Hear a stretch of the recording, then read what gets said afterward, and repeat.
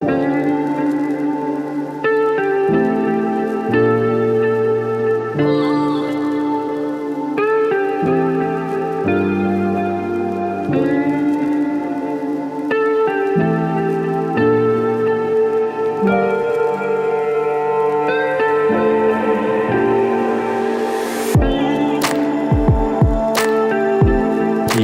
here we are talking about coaching in psychedelics. I am here with my new, old, future co-host and friend and supporter, colleague and human being extraordinaire, Julia Bamberg. Hello. What an introduction. Thanks. It just kind of came out of me because, you know, there's some history in terms of we've known each other for quite some time. We've been working together on this podcast for quite some time. We had planned a few episodes, 2 episodes already that we wanted to do together. And we actually did 1 episode together, introducing you as the new co-host.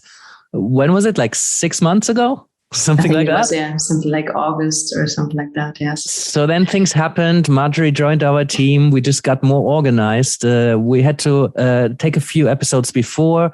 You couldn't make it to Tim's podcast for personal reasons.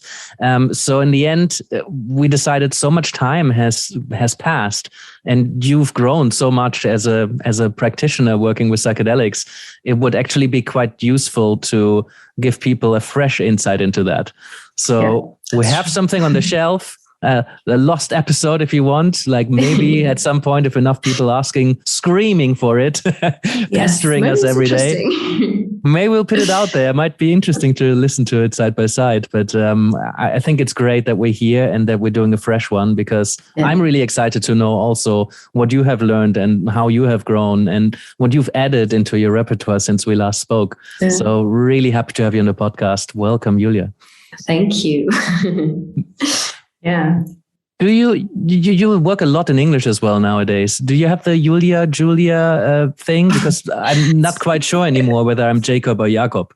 Yeah, that's the same thing. I mean, Julia is very international, so I listen to everything. So I live in Spain, so it's Julia or Jules. So if it's with a J in the beginning, it's okay, and I will listen and react. So Julia is okay.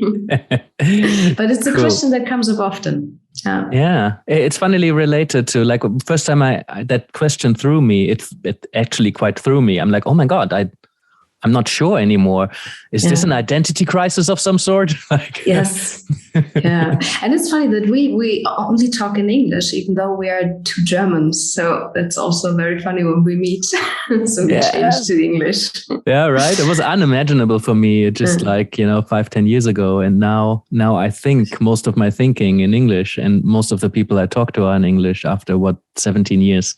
Now I'm speaking German to my daughter, which is actually, I keep falling back into English terminology and I'm like, no, I got to be consistent. I got to be consistent. It's important for her little brain. Yeah, I can imagine. Okay, hey, but Julia, I want to focus on you and your thinking, your perspective. Going forward, we'll be exploring people's perspectives together. Today is all about you. I mean, it's never all about one person because we're in relation and, we're going to be creating something together, of course. But I want to shine an extra light on who you are and where you're coming from, how you're thinking about these things. So maybe to start off with, Let's use that question we often ask. How do you introduce yourself at a dinner party or at an event when people say, well, what do you do? The funny thing, I thought again about this question and I came to the conclusion it really depends on the context still. So where I come from is more the corporate world. So sometimes psychedelics are not that well placed there. So it really depends on the people that I see. So for some, I'm just a conscious leadership coach. So I do a lot of mindfulness leadership and coaching in that direction. And sometimes I'm just a psychedelic integration coach. So that's the other side that I do a lot. And in the end, it comes out at the same place. So I do the same things. I just name it differently or I frame it differently.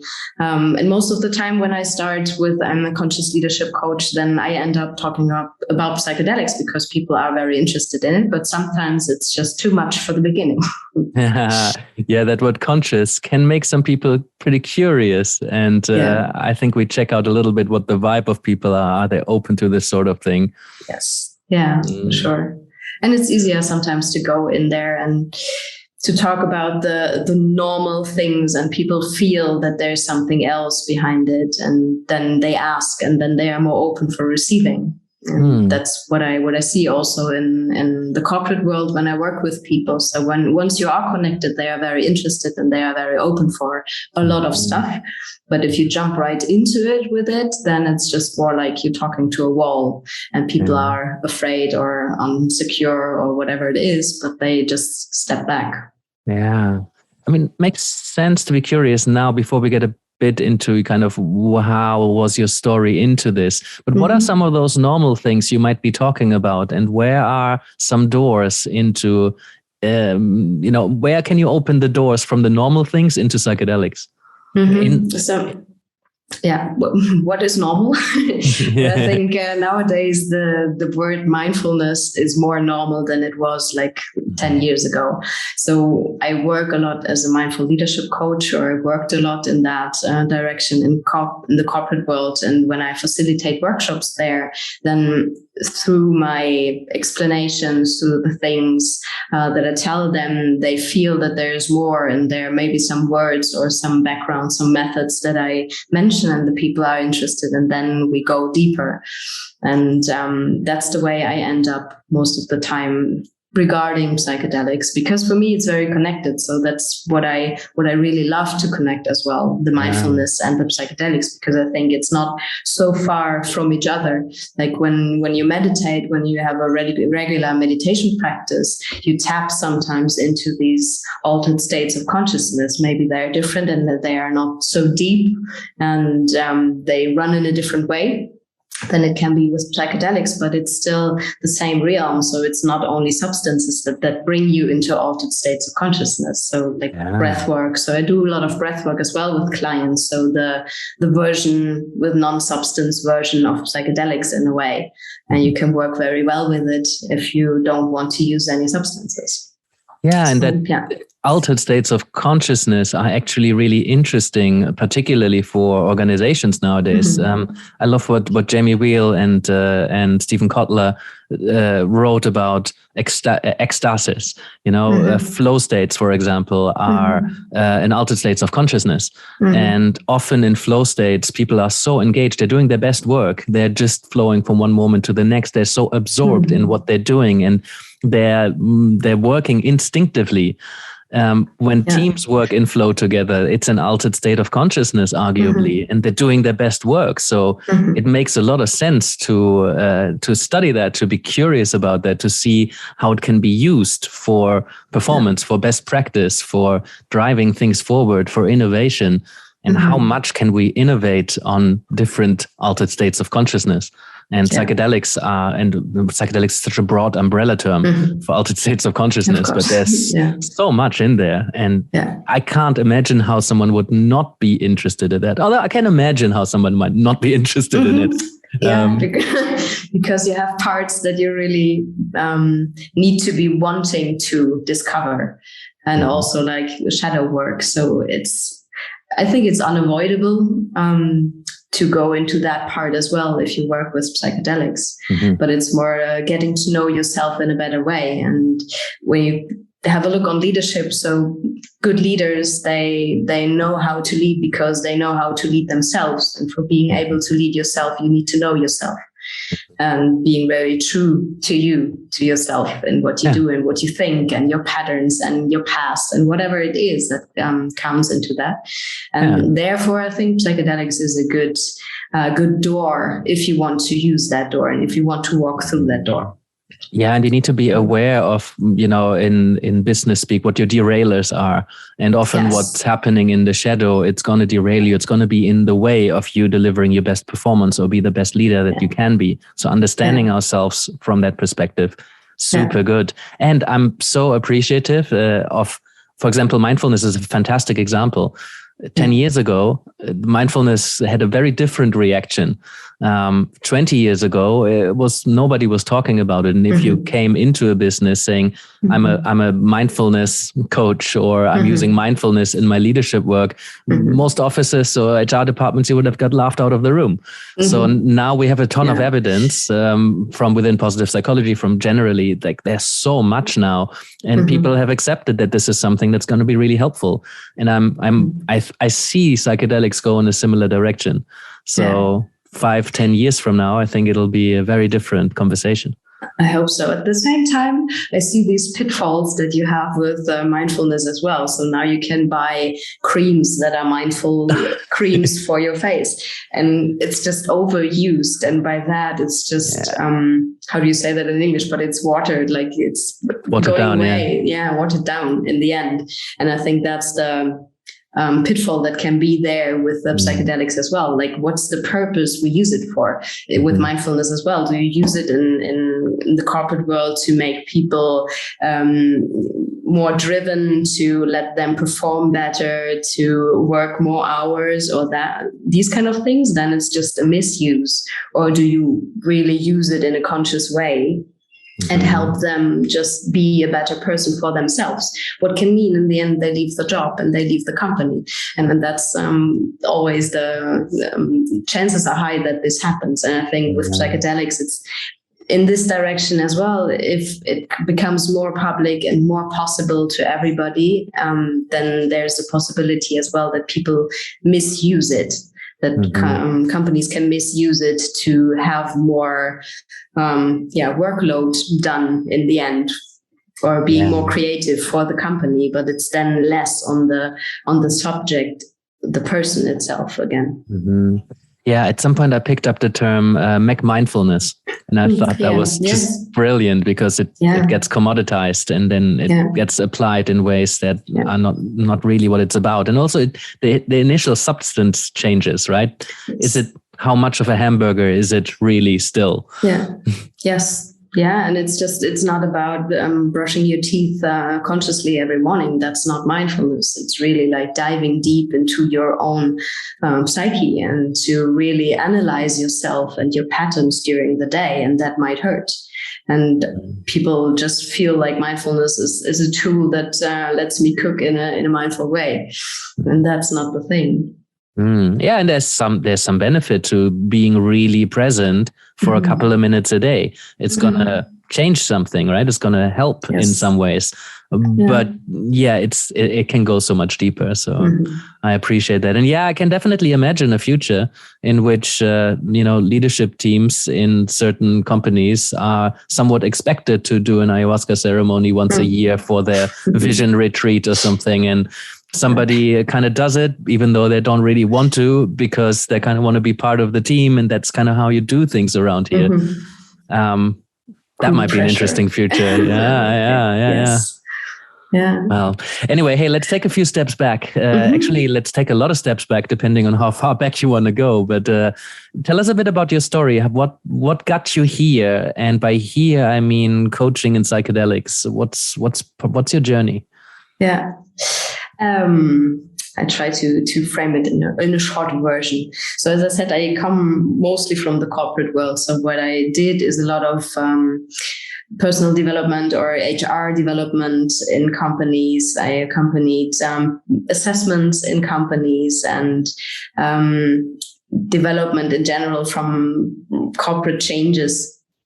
And in the end, I ended up that I felt like this is not enough, or I worked with a lot of executives and people in companies where I felt like, okay, this doesn't really help. You need to really look deeper. And that's when I started my systemic courses. So I did a systemic course for consulting and coaching, and also for family therapy. So that's the more therapeutical part, because I felt like this is, for me, important to have this background as well, to have the opportunity to look at a different angle also into it.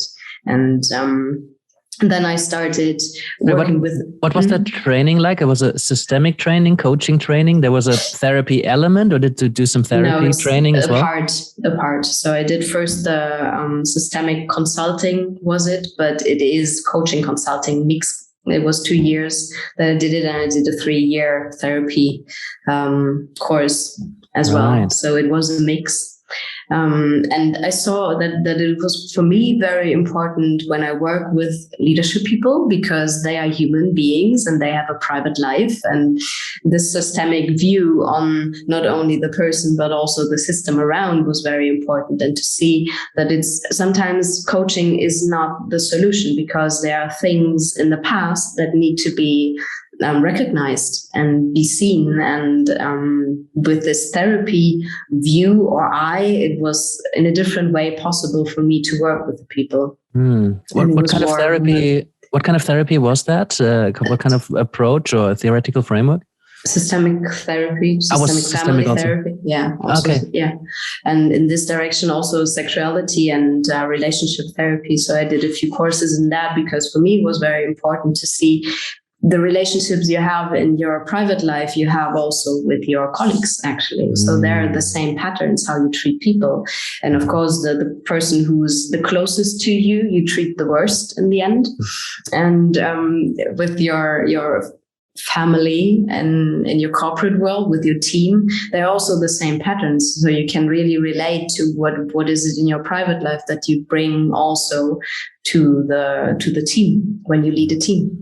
So that was very interesting to see these connections, and also like sexual stuff that comes up, and that are also patterns that are lived out in a daily basis in a way sometimes. And with this, I turned a bit more from the corporate world also to private clients, and it became a mix. So I'm still working in the corporate world. I do a lot of assessments, development assessments, or assessments to find new employees for companies. But that's something that I leave now more and more behind, and going more into the psychedelic world since like 2.5 years now. And for me, it was first that I did my own psychedelic journey started. And then when I realized that the integration part is very important, and the psychedelic integration is not that far away from coaching or from the things that I learned before, because the tools are nearly the same, or you at least can use them for the integration in psychedelic coaching. I'll definitely want to explore the coaching therapy or how you experience that a bit more. Before that, I'm curious. First of all, the coaching part. You've had some coaching training, but it was part of a consulting training. I just wonder what your framework for coaching maybe was at the time, or how it's developed. And I know those questions are kind of related. But I'm always curious about how have people learned to coach, and because it's such a broad spectrum of what it can be in practice. So originally from the systemic side, it's more asking questions, just asking questions and leading by that. I must say that for me changed in the years, that I also share more of my personal opinion or my personal view or experience, but always with the quotation that you can throw it away if it doesn't help you. But sometimes there are these moments where people can't come to that point where they need to be by questions, at least in my experience, what I had. And then it was for them sometimes an eye-opening to have my view, and it opened up another thought for them, and it helped. And sometimes they throw it away, and that's also okay. And nowadays, it's also what I do with the group I work with, where we facilitate ayahuasca retreats, or retreats where ayahuasca is served. The integration there is sometimes very directional, and it's very clear to the point, telling people what their patterns are. And maybe they're not 100% correct, but let's say 95%, and they are very to the point, and they bring something up they weren't aware of and where they couldn't have been able to come with questions. So I see that it's more shades of gray becoming for me. So it's not only the questioning, but it becomes also more the other tools that you can also use. Yes, you can put something on the table. You bring something from yourself. You share opinions or interpretations. See how people respond to them. Yes. I'm hesitant because, like, I think I want to hear a bit more of your story. How you got in, because psychedelics happened, right? I'm so tempted to dive into the technicalities of integration and the retreats and what happens. And but first of all, how did you get into that from a quite corporate to like, okay, therapy, coaching, systemic? I can see how did that shift happen into psychedelics? How did that door open? Yeah. So I think I was always interested in alternative things and spirituality. So I did a lot of courses aside to my job always. So I felt like this is my job and I'm this Julia in that job. And behind there's a whole other Julia. So I was doing theta healing, Reiki, quantum healing, whatever there is, because I was really interested in tapping into these unknown spaces and doing things and feeling things you can't really explain. And that's when I get curious. And then I'm meditating since I'm 18, something like that. That's what the first, when I was in contact with this. So I have a long meditation practice, and then this mindfulness came into place, and I experienced a lot of altered states in mindfulness. So mindfulness was in the last years then a big part where I finally could have a name for what I did. So what I did with the companies, what I did for myself. So that changed a bit. That it was not only the Julia in the corporate world who's doing this corporate stuff, but it's always like the spiritual stuff could come into that a bit. So with the mindfulness. And 2.5 years ago, a friend of mine, he said, like, I've been to an ayahuasca retreat now many times. You have to come. And you always say, like, it's a calling that the plant calls you. And even though I had some MDMA experiences in my 20s, somewhere mid-20s, going to a party, and I said I will never do it again because I had such a bad hangover, and 2 or 3 times that I just left it, and I thought, okay, that's nothing for me. I don't want to have anything to do with it. And I never touched drugs in a way, in any other way. And then I met this friend of mine who has been to the retreats, and he invited me and said, you have to come now. And then I went. And that was my start, actually, really going into psychedelics. And I have a lot of own experiences then, where I made a lot of my own experiences with ayahuasca, with bufo, with different other substances. And I incorporated more and more into my view and how I work also in the corporate world. So there was another background in myself, how I worked with people. And in the end, I did with the Mind Foundation, the Beyond Experience part. So the 1 week integration course. And I saw, like, okay, there's a lot that I already did. So it was very good to dive deep myself again into this integration, to have my own integration while I'm doing the course. But I realized also, like, I have a lot of tools that I already learned. So I really can offer that. And for me, it's so important because I saw many people after the retreats, like, struggling in their day-to-day life. So they come back to the retreats, and they come back to the retreats, and they come back to the retreats. And it feels like it's more kind of a vacation thing. And then you come back to your normal life, and within 2-3 weeks, everything is the same and nothing really has changed.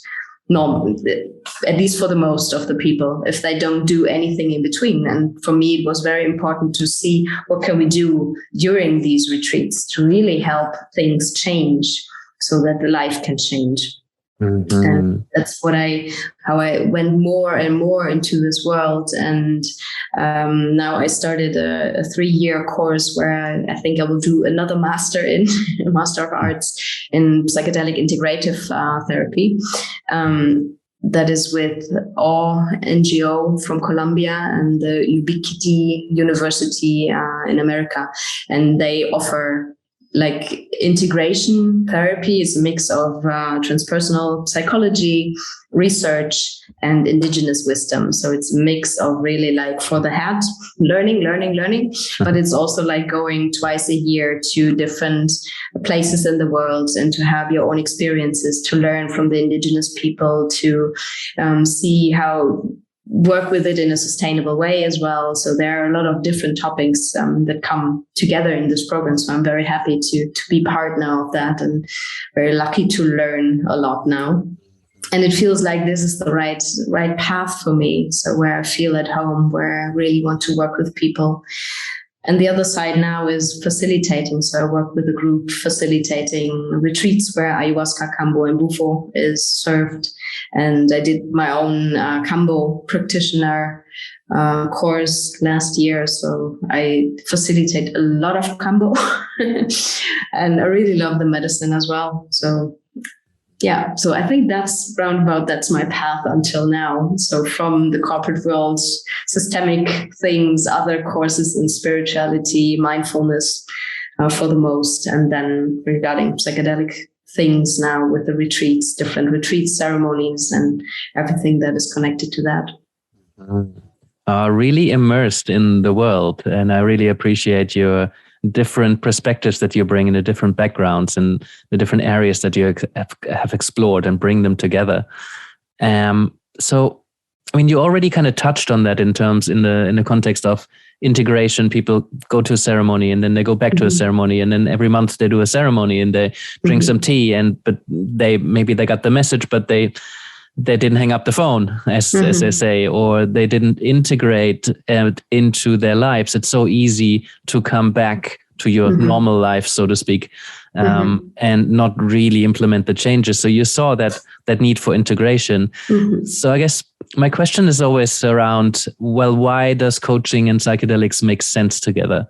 And for you, there seems to be a fluid bridge between coaching and therapy. So there's integration work, but there might also be more than integration. So I leave the question intentionally open. How do you see coaching and psychedelics make sense together? Why is it so powerful or so potent to bring them together potentially? I think it is always a very difficult question, and we talked about that at other places already. And yes, for me, it's kind of fading in a way. And I think especially the coaching of psychedelics is important for people who are healthy. At least they don't have a clinical diagnosis or that haven't been in a severe psychological problem in the last years. And then you have people who are addicted, who have depressions, who have PTSD, etc. And I think there is a difference in working with these people. So coaching and psychedelics for me is more regarding people who are quite stable. That doesn't mean that there's nothing in the background that can come up when you work with them, but they're at least foremost stable psychologically. And then you can work more regarding the future and maybe be working on creativity or working on different perspectives or new purposes in life or something like that. And on our retreats, there are a lot of people as well who are on that bridge. Like, it's not really now that they have some kind of problems, but they maybe had. And I think that's a different way of working with them, because these things most of the times are very present also in the ceremonies, or can be very present in the ceremonies. And then it's a different way of working and also a different need of integration, I think, afterwards. So does it explain that a bit? Yeah, I mean, you have training in both, right? Which makes it easier for you in a way because you could be working across a larger spectrum. I'm not sure. You say switch. Does it feel like you switch, or does it feel like your spectrum of who you can work with and how you can work with them is kind of expanded? I think the spectrum is expanded. And with some people, I work nearly only in a coaching style, but also with like elements that I use in the therapy room, like when you have constellation things on the floor, not family constellations, but you work with constellations. I don't really know if that's the correct name in English, but if you put things on the ground, yeah. So with these things, you can work in therapy, but you can also work in coaching. So I think then it's the question of framing and the topic you're going about. Right. So there is where for me, it's just a fading in a wave of tools, but the topics are different. And sometimes I have somebody where I think he or she is very stable. And then after a ceremony, there's a big breakthrough, but also breakdown because they realize there is something that I wasn't aware of that came up. And then you switch into direction of therapy. And I think I work until a certain point where I then see, okay, this is not my part anymore. And I need to, the person needs somebody who's really in the clinical field or is more trained in that. And I don't really want to touch it because that's also my decision of, I don't want to work with people who would really need a therapist at that point. It's just nothing that I want to touch and work with. Personal choice, maybe, that I didn't want to dive more into that, but I like more the coaching part. But for me, it doesn't matter if there's some things coming up, and then we can decide if I'm the right person to go on with that person, or if they need to see somebody else, and then I can refer to somebody else. Yeah, I mean, you touched on that earlier, right? They draw on so many of the same skills and the same foundations of like holding space for someone, being curious about what's going on for somebody, being able to reflect back patterns, things we observe, being a mirror. So somebody can explore themselves and get to know themselves better. All good coaching and all good therapy, I think they have that in common. So it can be really difficult to say where the line is. But I think this is so much more crucially important when it comes to psychedelics, because you're right. So it happens so often that somebody who's relatively resourceful, has their life pretty much in order, there's stuff going on, but like stuff going on for everybody. So, they don't feel like they have a disorder or a dis-ease or some sort of psychological problem that needs therapy. And then they come from a psychedelic experience and, their mind has revealed something that is really, really challenging for them, or something had been buried that so far didn't really cause any big issues, that maybe they were just too busy to look into these kind of things. I mean, how many people are in corporate leadership positions that have a lot of stuff going on that could do with a deep look at themselves. But I think that's when we work with psychedelics, this stuff is more likely to come out. And then for coaches, it's so crucially important that we develop an awareness of when that's coming up and an awareness of how far am I willing and able to go with this client. Yes. I think that's one of the most important parts. Like, where is your line, where you feel still comfortable, where the client is safe with you, also where you are safe and where you can be helpful and where not. So, and I think that's the point where you need to distinguish. Yeah. And having a referral network ready to go. Any coach, I think, should have some therapists in the network that you can refer clients to. I mean, it's not, I think as a normal coach, I would say that doesn't really exist. But I think it's perhaps less crucial that you know a couple of therapists and you know them well and you have a relationship and you can vouch for their work. You could also just hold a space where you facilitate helping this client who's no longer able or willing to engage with them, to help them find a way. How could you find somebody to work with, maybe in your area? But I think when we work with psychedelic coaches, I think we all need some people in our network where we can say, because it's so much more likely that somebody's opening some doors that as a coach without therapy training particularly you're just not the right person to work with anymore. Yeah. And I mean, that's also for myself. So when I'm on this journey that I am, there are times where it works out perfectly fine. And there are times where there are so big changes in a ceremony that I got to know, that I got to see, that brings me that much down that I also need somebody to talk to. Mm-hmm. And that's very important, I think, for yourself as well, that you go on with your own journey, that you also know what can happen to somebody who seems quite stable and quite figured out everything and life is happy and everything. But for everybody, there can be things you weren't aware of, and that they can come up and they can really being like an earthquake in your life. Mm-hmm. And then you need some time to integrate that. Yeah. And if that's not done in a good way, these periods will take longer. Yeah. Well, what do you say in those kind of moments when the line has been overstepped, or you have that feeling, I'm not the right person to work with you anymore?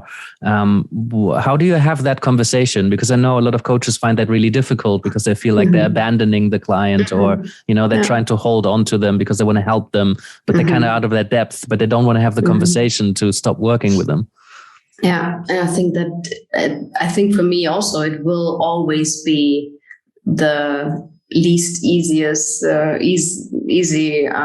conversations, because of course there are many components. It's also like you as a coach, therapist, whatever, did you do it well or did you do something wrong? So maybe there are some ego things that coming into play, and you want to keep this relationship because you want to make the person heal. And then like this abandonment, that you can maybe re-traumatize somebody who has always had the feeling of being abandoned. So there is a lot coming into place in the system.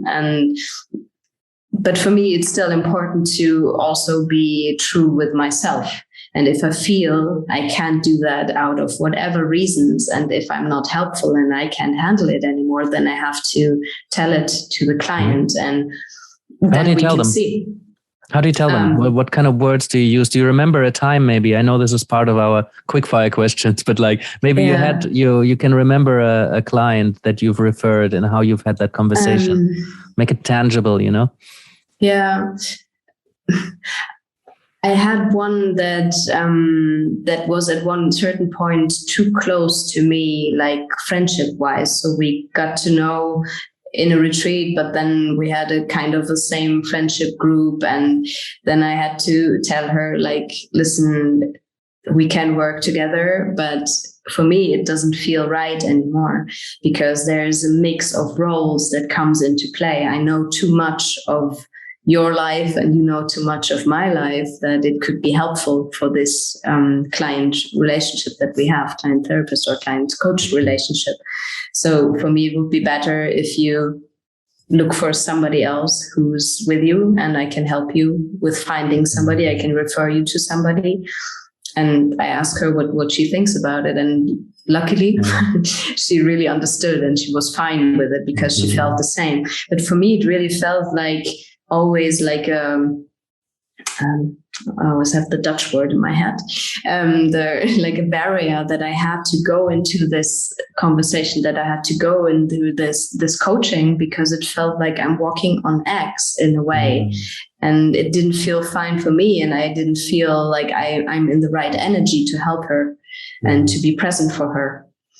I think that's such an important point, because often in the psychedelic space, we get introduced by friends, or we hold space for people that we know, or we walk in circles where we start building relationships. So I think it's quite common that, who do you trust to be your coach preparing for or integrating a psychedelic experience? And stuff can come out that is really, really personal, that people have not shared with anybody. What's it going to be like for a friend to know that now? And I think much more importantly, what's it going to be like for the client, your friend, that you know that about them now? So next time you see each other in the pub or in the book club or whatever, they know that you know that now. Some of their deepest, darkest feelings, experiences, emotions, traumas, whatever they might be. It can really be very complicated in terms of relationships and possibly not helpful, because are they really going to share it in the first place? And then once they share it, might they feel awkward about it? And when you work with somebody who you don't have a relationship with, it's much cleaner, it's easier, right? It's possibly more beneficial for the client. There's a layer of complexity that isn't there. Yeah. But it's also, if I'm looking for a coach or a therapist, then I look for somebody far out of my zone. So I want to have somebody who I didn't ever heard of. because me, you know. Because don't you have that, like, people in your surrounding who are asking, like, hey, you're a coach, can you help me? Can we do some sessions? And to be honest, I did that in the beginning when I started with that, because I thought, okay, I can just practice and it will be fine, it will be nice. And then you have this, does the person have to pay for it, or will I do it for free or for less or whatever? And then comes into place this relationship you have. So there's a dynamic starting. And then at a certain point I said, no, yes, I do that, but I don't do it with you, because that doesn't work. So no family, no friends.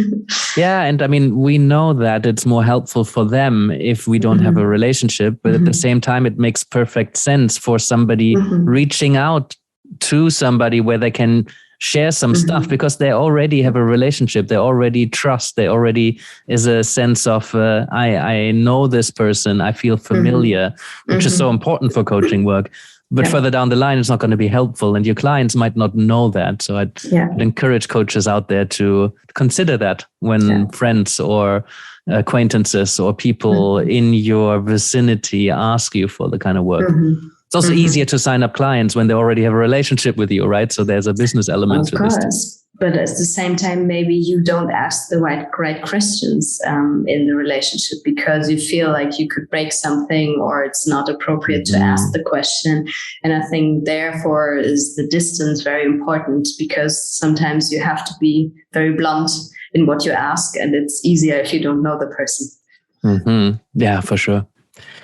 Tell us a bit more about your process. I'd love to get a bit technical, make it a bit more tangible, what your work is about.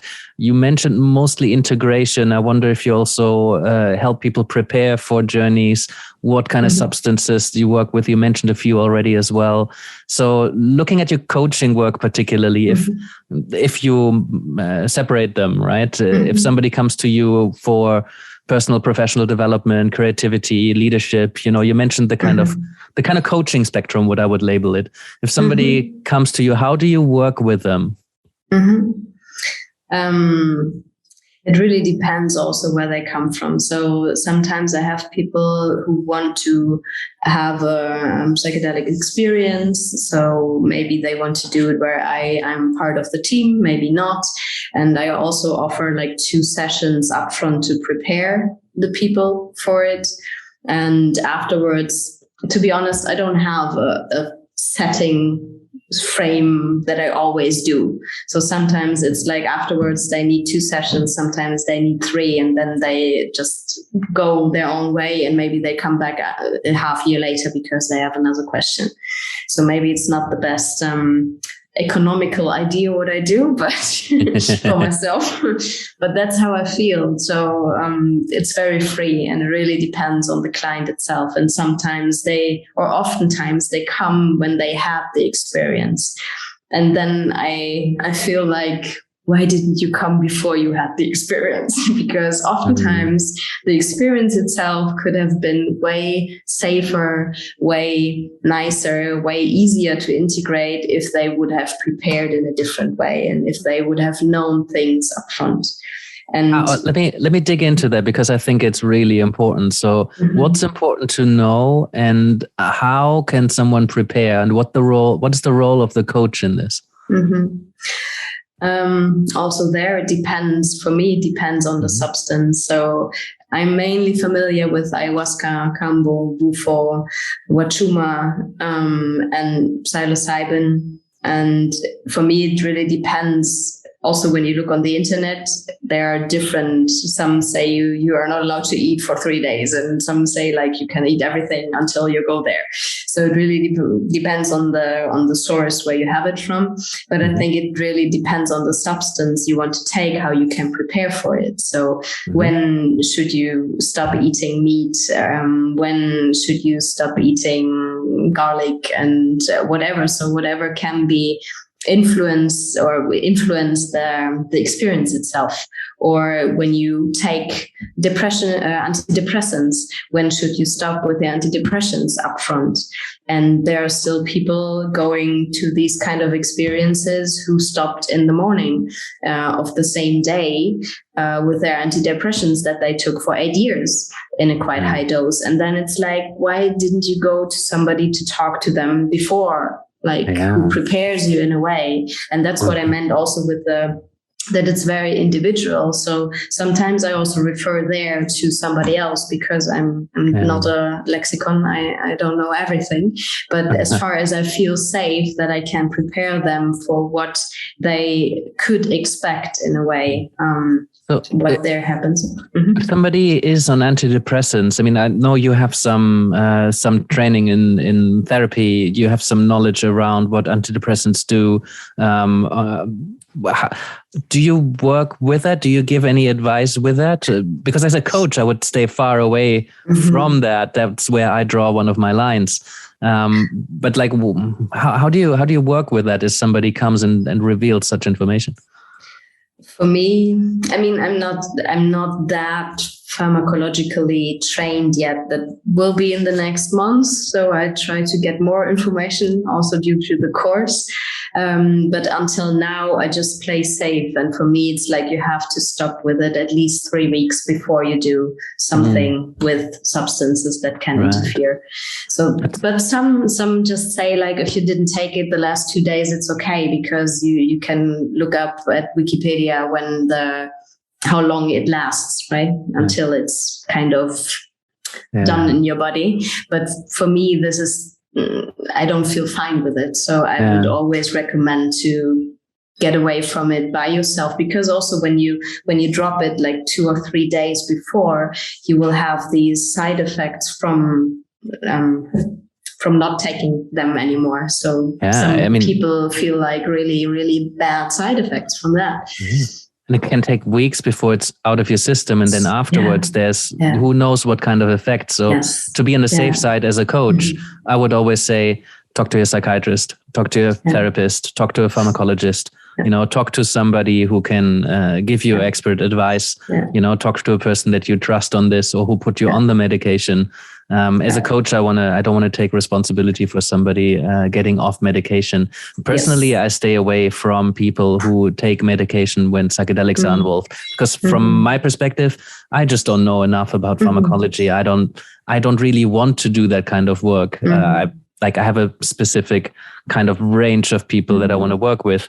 So, and especially psychedelics, they just throw gasoline on these kind of things, right? Potentially, so I don't know what's going to happen. I want to be extra careful.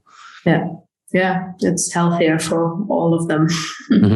But let's assume there's someone who isn't on medication where those kind of factors of complexity aren't given. Somebody, do you have a sort of a typical client, or do you have maybe a few stories you can tell from the coaching spectrum? No, typical client, no, it really. It's very diverse, but preparing is most of the time that I just ask or talk with them about why do they want to do it? So why now in their life? What do they expect from it? What happens if they don't get what they want? All these kind of pre-talk and maybe setting an intention, because it's always good to have an intention, even though oftentimes, at least ayahuasca gives you what you need and not what you want. So you can come up with the best intention you have and the best purpose and whatever. And there comes something completely different, because it's like, for me, it's like a bookshelf, like where the book on top is the one that you open. You don't open the other ones. And maybe you're not aware which book is on the top of the stapel. Stack. Yeah, precisely. So, and sometimes it doesn't work when you have an intention, you get something totally different. But it's always important to be aware of why you're doing it. So that's the more important part for the preparation for me. And these just a few tips of how to prepare, maybe for not having the workload until 2 hours before you go into the retreat, and sleep well, drink water, and the things that are quite obvious, but people forget oftentimes. And then going into the experience, and then after the experience, before we go after, I'd love to stay in the time a little bit. I was curious about your systemic lens and your systemic work and how that influences the preparation, because I would assume you'd probably get quite curious about that person and within which systems are there. Is that something you explore leading up to this, creating some awareness around this? Does that come into your prep process? A bit, yeah, with the questions, yes. So it's not only that I talk about the person, but also this, what I said, why do you want to do it now in your life? There has to be the reason. So what leads up to that? And then questions more around like family, where do you live? How do you live? And oftentimes that's maybe a typical thing that people are in at least my clients are in a space of change already. Like they maybe have no home at the moment because they are continuously traveling and they're looking for a place where they can settle, something like that. So a lot of them at least are kind of not settled in a normal way at the moment, but searching maybe for something, some impulses, something new, which can give them a new path they can walk. So, and then I ask obviously more in the systemical way about the system. And also for me, it's very important to see what do they expect and what happens if they don't get what they want, because especially when people do it for the first time, maybe nothing happens. So maybe you have they might have big expectations. And maybe your resistances are too big, or maybe there's something else coming into place and you don't have the experience you expect, because people oftentimes they look up on the internet what it can be and how people feel afterwards and what they saw. And it's better to forget everything and have no expectations going in there, because then the chances are higher that you have a good experience or that you get something out of it. Yeah. And also if nothing happens, so what does it tell you? And what do you do with that? I wish more coaches would do that. I'm just imagining the conversation. It's like, what if nothing happens from this? Yeah. What if everything stays the same? Yeah, because people always come in with expectations. And I think it's so helpful to explore what your expectations are and what if your expectations might not be met, but not making it sound like nothing's going to happen, because we can also, the mindset that we go into these kind of sessions with can be a really important one, right? If somebody's expecting their lives to change, it's much more likely that it's going to change. If somebody expects that nothing's going to happen, it's more likely that nothing's going to happen, right? But if people did this and that and that and this course and that therapy and this and that, and then they come to you and you prepare them, then I think it's a very important question to ask. What if nothing happens? Because what do you expect from me? What we will do different in our relationship now that brings the change that you didn't find before? So what do I need to do different to everything you did before? Yeah. Will there be integration sessions? Hopefully. Yes, Hopefully. Yeah. Because it'll still be an experience. Even if there was no psychedelic experience, there will have been an experience that is very important to make sense of. Yeah. And I think it always changes something, even though you're not aware of it. Maybe it comes a few days later or a few weeks later, or then you have a dream where you realize that was something that happened in the ceremony. So even though there in that moment seems nothing to happen, there can be changes in the background you're not aware of. Yeah. Still in the kind of pre-phase, do you do any kind of screening process? I mean, there seems to be a conversation, but do you have a set of questions that just kind of makes sure that this person is a good fit for, I want to say coaching, but I know you go kind of beyond that they're a good fit for the work? It's more regarding medical history and operations and heart diseases and whatever can come up and could interfere, that I check with them. And how do you know what to exclude and what to ask? Is there something standardized you're using? Is that experience? Does it come from training, or how do you make those decisions? It is more standardized. And for example, with Cambo, so when people take blood pressure lowering pills, then it's bad. If they have a high blood pressure, you have to be more aware of it. And there are some things connected to the substances, to the medicines, I think, and that varies a bit, at least. And there I have just a look on the list. What then? And still, I mean, there's always a big range. I mean, if somebody had an operation 3 years ago because he broke his ankle, then that's not a problem. But if that happened 3 weeks ago, then that's a problem. So I would then advise to not do it at that point of time, because in the ceremony or in the experience itself, there can things happen that you move in a way that it just, not breaks again, but that it's hurt again, or that it breaks open or whatever.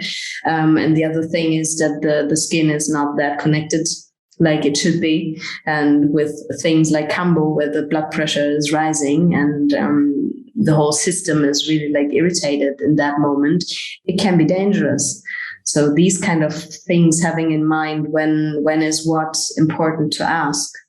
Yeah. But it's not, It kind of underlines how whenever you give any form of advice or you take a more directive approach, you really have to know what's going to happen. And you really need to have studied these substances and trained and, know where this knowledge is coming from. And with some of these substances, we know a lot. With others, we don't really know a lot. Yeah. And do I know this from experience? Do I know this from science? What is important to me? And how much responsibility am I willing to take? No, but it's also like what you said. So when I'm in doubt, if you're in doubt, stay out. And then I just refer to somebody, or I check with the doctor again, who had the person.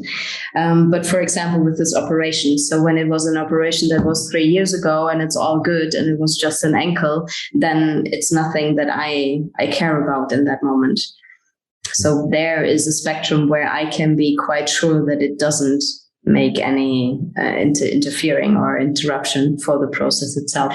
And then you have the things that are closer to, you should better ask your doctor about it, if that's fine or not, or somebody who is very familiar with the pharmacology in psychedelics as well.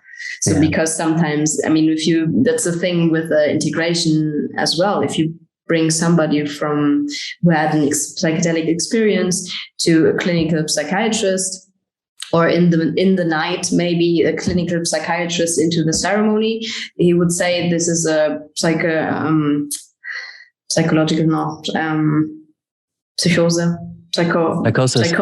episode, psychotic.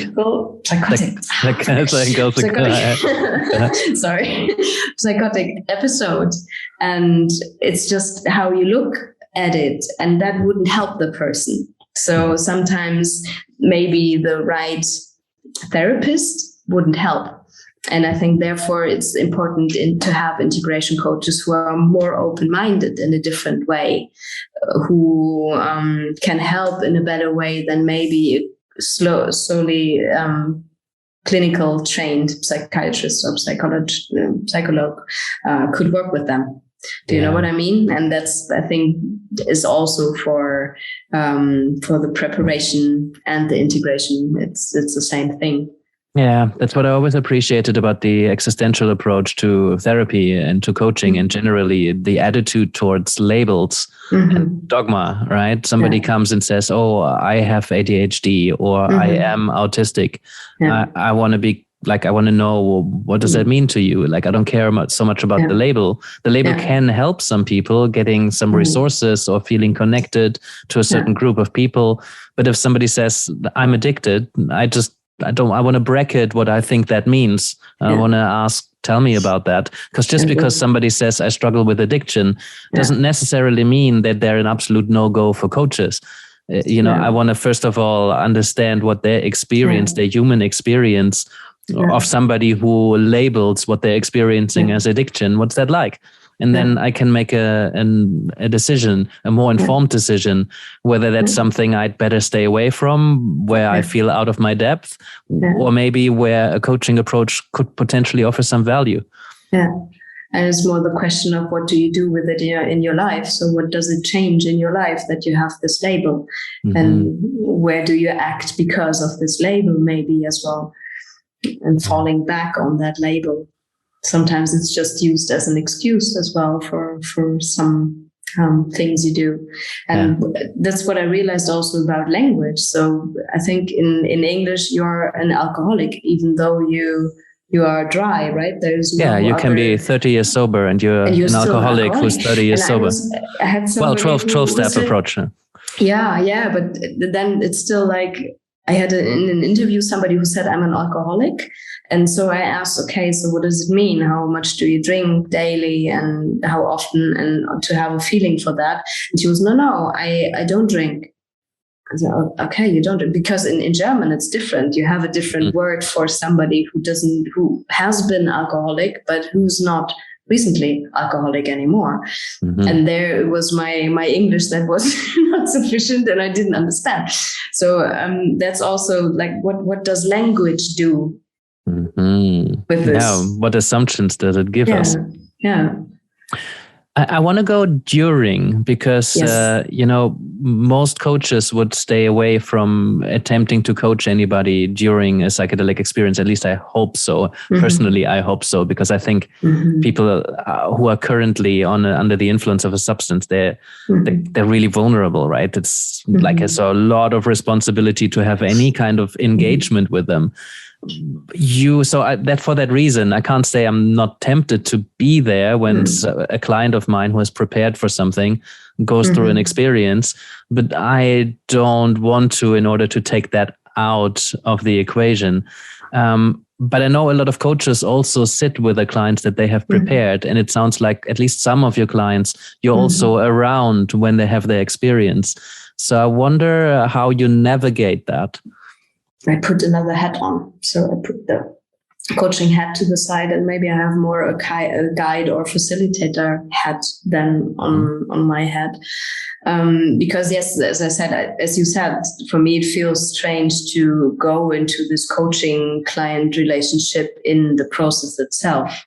So it's more a question of holding the space and then talking about it afterwards. So I think the experience itself should be just a space of free expression. So everything is allowed. And I just make sure that the person doesn't hurt himself or others and to have this frame, and everything else is just experiencing. And we had a nice discussion about it, about touch, for example. In the course. So when is touch appropriate and when not? When does it help? When does it interfere the process? When does it really disturb somebody? And that's always already something you should be aware of when you are a sitter or a facilitator. So how close do you get to the client? And you never know what really happens in that person at that moment. And even though they might seem to be very vulnerable and to really struggle, at least for my side, it is when I had processes where I felt like, oh my God, I will die. And I still didn't want somebody to come to me and help me, because I really felt like, okay, this is my process. I have to go through it myself, because when somebody's coming and giving me a hand, I will grab this hand, and it's just not, it's taking away power that I have the power, so I can go through it. And yes, it is uncomfortable. And yes, I want to go through it as fast as possible, but still it is my power to go through it. And that's a thing that you don't see from the outside. So I think there is you have to be very cautious with when do you give help, or when do you really go to the person and ask if they need help, and how long do you stay with the person.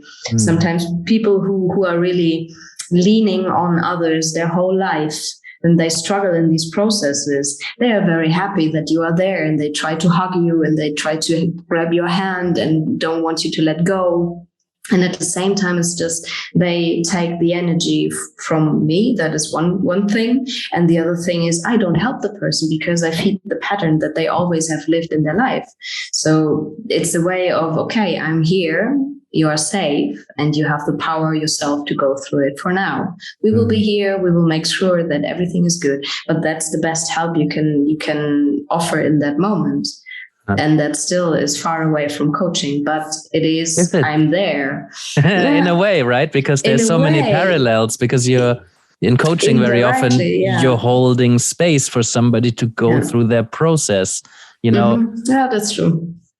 So you don't interfere in coaching, or do you? Because I know there's a lot of coaches that do interfere. And I know there's a lot of facilitators during ceremonies that do guide and direct and give themselves into it. And as you say, sometimes it can be really helpful, that guidance, that direction. But I think I think more often than not, it's probably in the way of somebody having an empowered experience. And the opinions go far apart. I know where I am, because I've always believed in people have to kind of figure this out by themselves, and that's going to lead to lasting change. But also I can see how a well-placed piece of guidance, advice, or direction, somebody's handing you the hand at the right time. Maybe somebody's opening a door to a job interview, and then all of a sudden a whole career starts, you know, or somebody giving you a piece of advice in a situation where you faced some difficulties and you didn't drown. And that's why, you know, there's so many ways in which a well-placed intervention has really changed somebody's whole life. But the thing is, then you have changed their life rather than they have changed their life. So as a coach, I know where I stand, but you know, when I take a step back, I'm like, I can totally understand why somebody would want to interfere. It would want to guide and direct in that moment. Yeah, and I think you will never do it right. So sometimes do you know that when you ask at the end of a coaching session, you ask the client what was the most important thing in this session, and you have something in your mind and you think, oh, this sentence of me was, I think that had a lot of impact. And then there comes up something very different, and you don't really remember what you said actually. And I think that's nearly the same thing. Or in my case, I would really want that moment when they had this huge insight and you just held that space. There was this beautiful silence, and then this learning came out of it. And then they say, oh, that piece of advice that you gave me. Yes. I did it again. And I think it's the same thing. You never know if it's correct. I think you develop more a feeling of things that happen and when it can be better or worse. But I think you never can do it right, or you can never be sure about you doing the right thing at the right situation. Maybe you have a bad day, you're not in your energy, and you take another decision you wouldn't have taken on another day. Whatever their circumstances are, the context is. But I think it's the most important thing is that you do it with the right intention. And that it's not like I'm a healer and I will go there because I can help the people and I can help all of them and I will touch them and I will touch her here and I will touch her there. That's not what is needed. And that's about you. And I think it's always about, okay, what is now the best thing for the client, the participant, or whatever? And how can I also make sure that I myself stay in a safe place? Because when you're a whole weekend with 34 people and everybody's just grabbing and I need you and I want to talk to you about this and that, you're just empty in the end of the weekend when you don't really care for yourself as well. So it's always like this balance between what do I want to give, what is helpful for the other one or not helpful, and how can I stay with myself and care for myself that I have this energy. Yeah, and I think that's why those pre-sessions are particularly important, because during the first conversation or two, you will get a good sense for how somebody is. Are they going to rely on your answers? Do they want to be guided and directed? Or you can contract, you can agree on what is this work about? And if I'm present during the ceremony, how are we going to be with each other? And, when in moments where you may struggle, I probably will stay back for at least some time and give you that space. Would that be okay for you? So I think regardless of how we choose to work, whether we're quite directive on the one end of the spectrum or really facilitative on the other end of the spectrum, I think what's important is that we're able to communicate how we work, so that our clients can agree to work with us on that basis, so they can give us informed consent. So that, when they then, like classic coaching example, somebody in session 3 then say, okay, now you're up to speed. Now give me your advice. And then you say, oh, but like, I never wanted to give you any advice. That's not how I work. And then they're really frustrated. So I think it's important we agree on these things before. And regardless of, sometimes this helps, sometimes that approach helps. It's not that one approach is better than the other. I know which one I like more, but like other people they like to be a very active part in other people's journey. I want other people to be much more active than me. I want them to take the lead. But other people want you to take the lead. They come to a coach and they say, you take the lead, please guide me to the light. And there's coaches out there who say, yeah, I've seen the light. I've helped many people go towards the light. Give me your hand, and that can be extremely valuable, but it can also be misguiding, because maybe that person's pathway towards the light might not be something you agree with. So we need to choose those people that direct a lot very carefully, I think. Yeah. And this kind of having a code of conduct, especially I think in the psychedelic world, is very important, because people in these altered states of consciousness can't sometimes choose really in that moment what they want or don't want. So to be very clear on what can happen, what cannot happen. Am I allowed to touch you in the experience itself when it's helpful? And what parts of your body can I touch?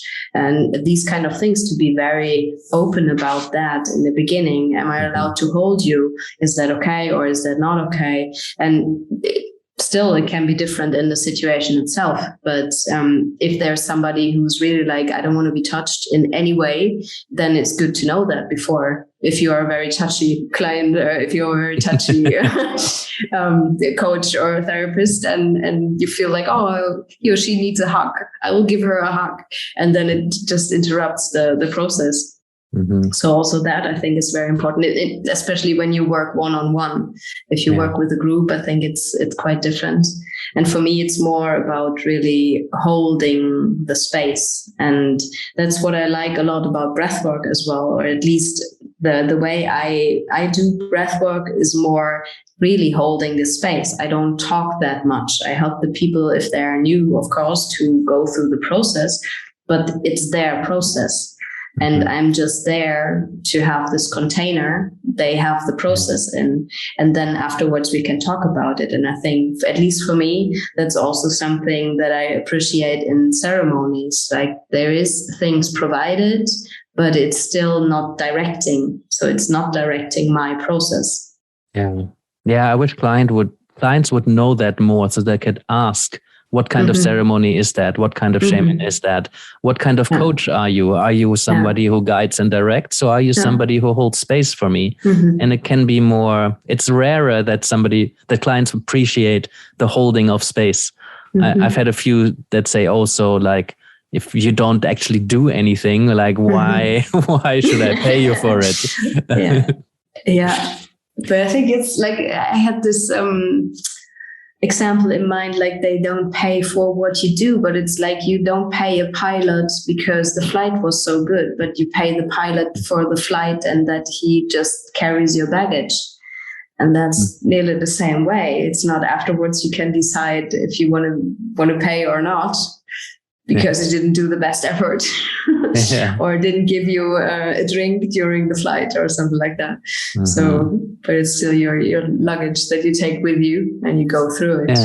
And also, Yeah, and also I think the investment, right? You're investing something in yourself. I often don't see the money as being something that they pay to me for a service. I more see it as they invest that in themselves to be really committed to this process, right? When things get difficult, they stay with it because they paid a lot of money for it. You know, when the path gets tricky, you know, you're invested, so you're much more likely to push through some obstacles, and you know, so you stay committed, and that kind of commitment changes things, right? Yeah. So take us to the integration process. I'm curious in terms of, maybe start at the beginning as in somebody just had the experience. Do you have a process in terms of capturing the experience? How long after you meet people? How do you start that first conversation? How long between? How would that kind of conversation go? How many sessions? I know there are a lot of questions. I'm like, I'd love to know. I try to get that.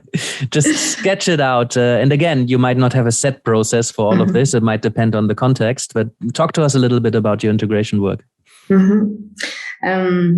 Also, I think it really depends. So sometimes people come and they call because they had experience last weekend and they feel like they need integration. So then it's maybe a few days ago. I think it's good to have the first integration session within 2 weeks after the experience, because it's still like you have kind of a high from the experience itself. And there it's good to start, and the memories are still quite vibrant, and there's still the emotions are in your body, but also like a lot of people talk a lot about what they saw and their visuals and whatever there was. That is quite impressive. But for me, it's more important about the emotions. So getting into that, what they really felt, what they did with them, where they struggled, where there were moments where they felt, okay, this is going to be lighter again, if they remember. Because sometimes, as I said, I think there's a lot working in the background. Sometimes what is in the foreground, what is seen, has nothing to do with the background. And there are changes you're not aware of. But if you can talk about it, for me, it's first really like I want them to explain to me what they experience. So it's like 90% of the time, for me, the client is talking. That's my way of doing it, because I want to sketch a picture for me. I want to get a feeling for the person itself, for the language, for everything. And then we dive deeper. So sometimes it is done within 2 sessions. Sometimes people come for 3 or 4 sessions, but it's rarely, or I never had it that somebody really stayed for months. It's more like after the experience, sometimes you have in that kind of night one thing that you really don't have a clue about, or that was very that you were very scared of what happened, or whatever that was. And that's something particular they want to talk about. And then we try to bring it in another context. Sometimes it's already done with they talking about it. Sometimes they bring themselves the answers. And it's just like, now I know where it comes from, or what it has to do and what I have to change. Yeah. So if you could choose how this process is going to go. For example, if somebody comes to you and says, I want to prepare, you help them prepare, and then they go to a retreat, and then you could basically give them instructions on what to do as soon as the substance is out of their body. You know, if they, let's say they drink ayahuasca on a Saturday night, what would be your ideal timeline of events in terms of capturing and how and when the first session? You say within 2 weeks, there's a lot of room, right? Ideally, a day after, 3 days after? What would you choose? It's, for me, at least from my experience, it's very individual on the person. Sometimes the people go out of the retreat and they have a high and they feel so happy and so much love and self-love and for everything and everything connected. And then maybe 4 days later, there is something happening and they feel like, oh, this doesn't feel good. And then maybe it's the right moment to call and to text and to ask for help. And sometimes it's good to have it right the day after. So we have integration sessions every morning after the night. And some people are very keen on sharing because they want to have these impulses and to have another view on it, and it's very helpful for a lot of them. And others are more like, okay, I want to integrate first myself. I have to get a clue about it myself first before I share it with words, because you can't really put words to it. Right. So when you put words to it, you just diminish, you make it smaller, and you can't really explain in a real way what you experience. So it is really different. But for me, what works best is after the retreats to have 2 or 3 days where you just go out in nature, where you take time for yourself, where you, if you have a meditation practice, just do things for yourself, for your body, for your mind, for health, and then integrating that way, and then seeing what is coming up, and then maybe reach out for somebody and look for help, or if you want to talk or anything else. So what I love when people are around, that I really can see them live in person, then I like to have like very body wise. So sometimes I do kind of shamanic massages as well, where I just work with the body and to see where there are maybe blockages in the body itself that can be softened so that things can just flow in a better way. And sometimes that helps as well with the integration process. So it really depends. Yeah. So do you have that kind of conversation before they go on their retreat, so that they have a plan for afterwards? Or is it something where the client goes with the flow and you go with the flow of the client afterwards? I go with the flow with the client. So I always offer it and I say, hey, let's see how you feel after the retreat, on the last day of the retreat and the day after. And when you don't feel like you want to talk, who gives you the pressure to call me? So just let me know when you feel like that this is the right point. Where I need it. And maybe that's too late, maybe that's too early, I don't know, but that's not my choice, or not my responsibility. Yeah. So logistically, you hold some time in the calendar, or logistically, how did that work for you? I always have some time in the calendar that is just free to be booked during the week. And for the rest, some people just want to book upfront already. But for me, that feels sometimes quite strange, because I had this occasions where then somebody was calling and it was like, actually, I don't really know what we need to talk about, because yesterday I had an experience and now it's totally clear. And for me, it's then, so then we stop here because it doesn't make sense. Yeah. So, it's funny. I had a client who we had a session scheduled, but then they canceled at short notice because that was fine. We agreed on that. It's like, because there was something that they still needed to process and they weren't quite ready to enter a session. And then when we did have the session, I think like a week later, a couple of days later, they were in Ecuador. They had moved to Ecuador. So I always have wondered, in this case, it was fantastic. That was really, really good. It was a really good journey, really good path. And that had kind of come up with that. They made some decisions.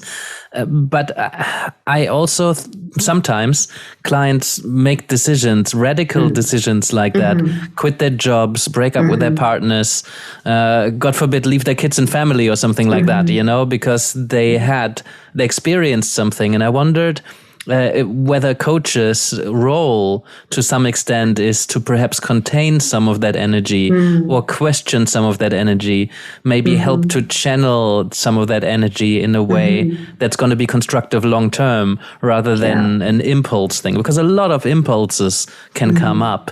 So I wonder what you think about that.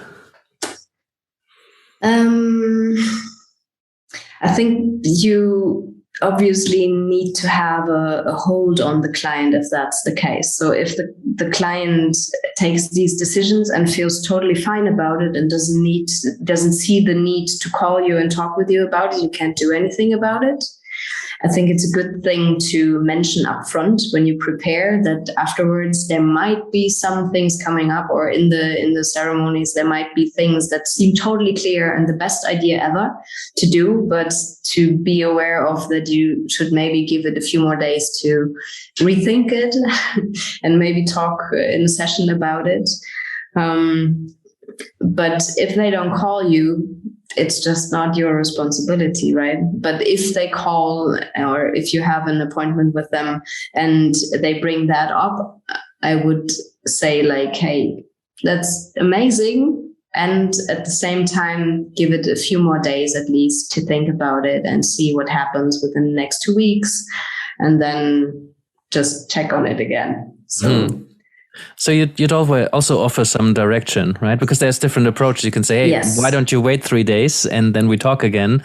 And you could also say, tell me about, just be really curious about their plan and how would they work out and Obviously, what then? Totally I would. But then I would still say, okay, just give it a few more days. Right. And then it can be the same decision in the end. But as you said, so I saw that as well, like people changing their whole life afterwards. But you always take yourself with you. So just moving to another country and leaving everything behind doesn't mean that things will change. And I think that's an important thing to have in mind. Tell me about groups versus one-to-one. I know there's a lot of coaches currently exploring group coaching or how you could facilitate groups, maybe with a coaching hat on. There's an appeal that group coaching is more affordable, but there's also real value that's coming from a group. Complexity through the group dynamics, less time for each person, but also you can work with a lot of stuff in group. The support that comes from a group can be quite powerful. But then also, to what extent is that still coaching? Is coaching maybe something that can only happen really one-to-one? So I wonder about your experiences with groups, particularly in the context of integration. Yeah, I think that's also this umbrella term of coaching that you put above it. Then when you have a group, in a way, I think it is coaching because maybe there are questions risen that resonate with some of them and they find their own answers by it, or there's some experiences that are shared and that they resonate with somebody else and they learn something from it. And I think that's the good thing that can happen in groups, so that not everybody necessarily has to share their own story or their own questions or whatever comes up, but that the group itself creates a space that gives answers. And like, I don't know if you have the same experience, but most of the time I have periods in my career path in coaching where people with the same problems come. And it's just 3 months, 4 months, where there are just more people with that kind of problem that come to me. And then there's another period where others come. And sometimes I think it's the same thing. It creates something, call it energy or whatever it is, but that people come together and they might have the same problems or difficulties. And some of them have already answers, or they just share things that are good for the others in the group. And I think that's a good thing of group dynamic in that way, that can be very helpful if you have a group and you facilitate the integration coaching in that group. And it's just like holding this space and maybe giving an exercise in or a question in, and then see how the group moves around it. And that can be, in my experience, also a very nice integration or part of the integration. But I think it's always important to have these one-on-ones as well, to have this combination of being very individual, because there are people who are not willing to share very personal stuff in a group. So maybe will be too short out in a way, because they can't share what they really want to share. And at the same time, there are other dynamics through the group that you as a coach can facilitate in one-on-one sessions. So I think it's just, there are two presents that just mix very well, but shouldn't be totally apart from each other. So really good value from having a group, but then also being able to work with people one-to-one, picking up on some of the stuff that happened in the group, but giving them a place where some people, they feel unsafe in groups. Some people feel particularly safe in groups. And I think it's just so important how we set these groups up. And there's a huge learning space for how to run groups, because like how they're being contracted, how they're being set up, how people are being introduced, what everybody's role is, what the structure is that they're facilitated. So, for example, in the groups, in the integration groups that you have seen work well, what is that kind of structure? Because I've seen one where, for example, just a talking stick goes around and everybody has some space. There's also a lot of other interesting processes. I know you probably came across quite a few interesting ones at your mind training, the Beyond Experience. What have you seen works well in terms of integration processes? I think most of the time I go also with the flow. So sometimes I start with the meditation, and in this meditation there comes an idea of a method or an exercise that I can throw in, and that works very well. And sometimes it's that I got a question up front from somebody, so I maybe can prepare something in particular, or I can use that as an initial impulse that I can give into the group. And sometimes it's just like, I don't like the sticks personally, but to have a round of sharing, and maybe just sharing 3 words and about how they feel or what they took from the experience or whatever, and then going with questions around that. So it really depends on that day. But you have beautiful methods like in the Beyond Experience that you can do when you have people together in one room. So being very creative and cutting things and drawing things. And I really love that. But what do you do when you're working online in Zoom? So then it's some things are just not easily possible or not possible. And then finding also other methodologies to use that space still in a good way. And there's still a space that creates and you can build on, but there are other methods sometimes that you have to use. What's a good size for groups, do you think? I personally like groups around 8 people, 4 to 8 people, sometimes up to 12, but then it's for me, then it becomes too much. So I think 4 to 8, then everybody has the possibility to really share and go a bit deeper as well. Anything else that you think is important for coaches to consider who want to do integration work? Something that you maybe have seen missing, or something that you've learned over time would have been helpful? If you are already a coach, I think that's a good plus. So I think that's what our guests already said, that it's always important to have this basis of coaching in whatever way, at least to have something to build up on, and then creating your own methods, own ways of combining things in it. And I think, so me personally, I've done a lot of courses. I've done a lot of different things. And sometimes that's very helpful because I have different points of views that I can take. And sometimes it's very restricting for me because I have so many things in my head that I don't know to choose what I do. So sometimes I would wish I would have seen just 1 or 2 methods that I learned, and then I can pick from them, because sometimes you think just too much. And that's really just, yeah, no, that's super interesting, right? Because I see a lot of coaches, particularly in the psychedelic field, where there wasn't really any coach training, where there is a lot of, like, you work quite intuitively, but you also have a lot of training. And as you say, sometimes it's going to be helpful to just follow your intuition and forget your training. But I think often a good intuition comes from having internalized the training. Yeah. So I'm a bit concerned about the lack of training in the psychedelic field. But at the same time, I also not a fan of you have to spend 15K on your training, or 6 years of placements in order to be able to enter the field and help people. Because a lot of the people that, some we had on the podcast, there wasn't really an official coach training accredited by one of the professional bodies. They have found their way into the practice and they have done their work, right? Yeah. They have maybe they haven't read all the books, but they've done the work, they've done the reflective practice, they've had teachers, they've walked the path, and they've created an approach that they can communicate quite well. But then I'm thinking, well, I would quite like coaches to have the coaching skills first and kind of maybe understand what coaching is, but I also don't want to monopolize it and give somebody the authority to say this is coaching and what you're doing is not coaching.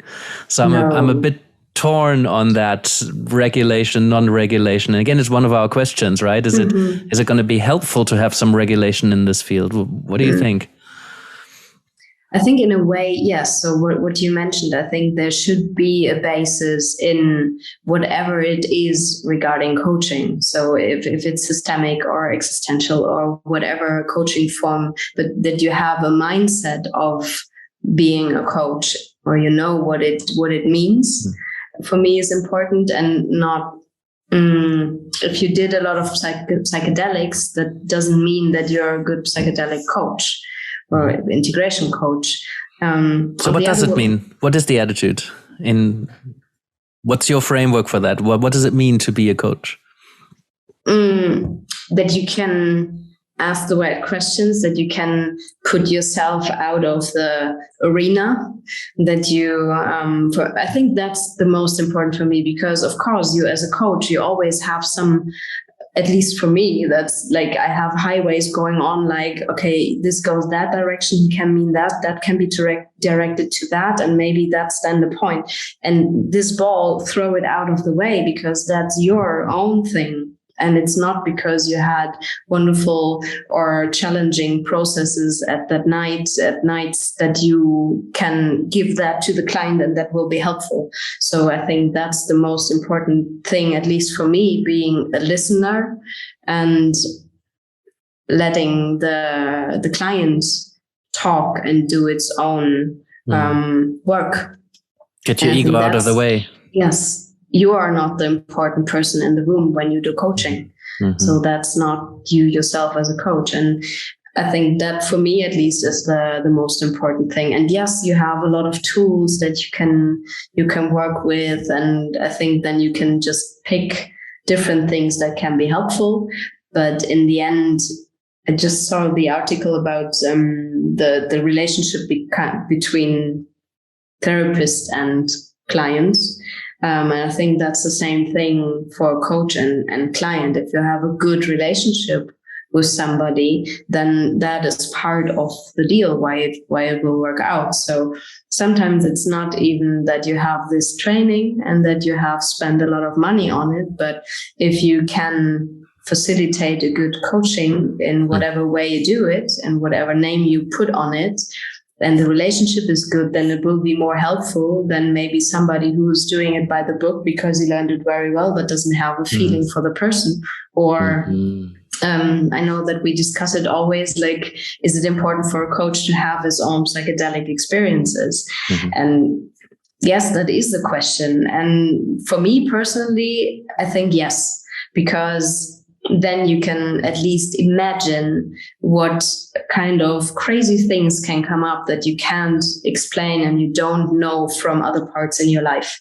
That doesn't mean that you have to do an extensive journey where you go every month to a retreat or have used everything that there is, but at least that you had some kind of experiences that put you that far out of your normal life range that you can't explain, so that you can imagine what the client on the other side is telling you, and that everything is possible. So I think that's more about it, however you learn that, but that you can be open-minded in an extended way.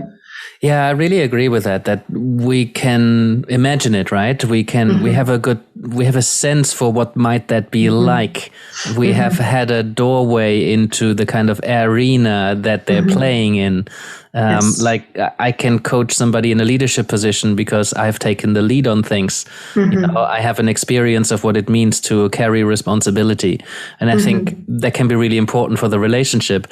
Although I still think that it's not necessarily necessary, right? Because it depends how I work, right? If I'm holding space for somebody, I don't really need to relate to their experience because their experience of this is probably completely different anyway. I think it helps for the initial connection, for the initial resonance. It's like, yes, I've seen some really strange things as well. I'm not going to be surprised by somebody's vision, you know, because like, I've heard a lot of very strange things in my life. But who was it? I think Paul Austin said when I talked to him that you can only take people as far as you have gone, as you have journeyed. And I don't know if I agree with that, right? Because everybody's on their journey. There is do I need to have gone as far out as the person who I'm working with? I think I can I have held space for people who have gone way further out than I have, right?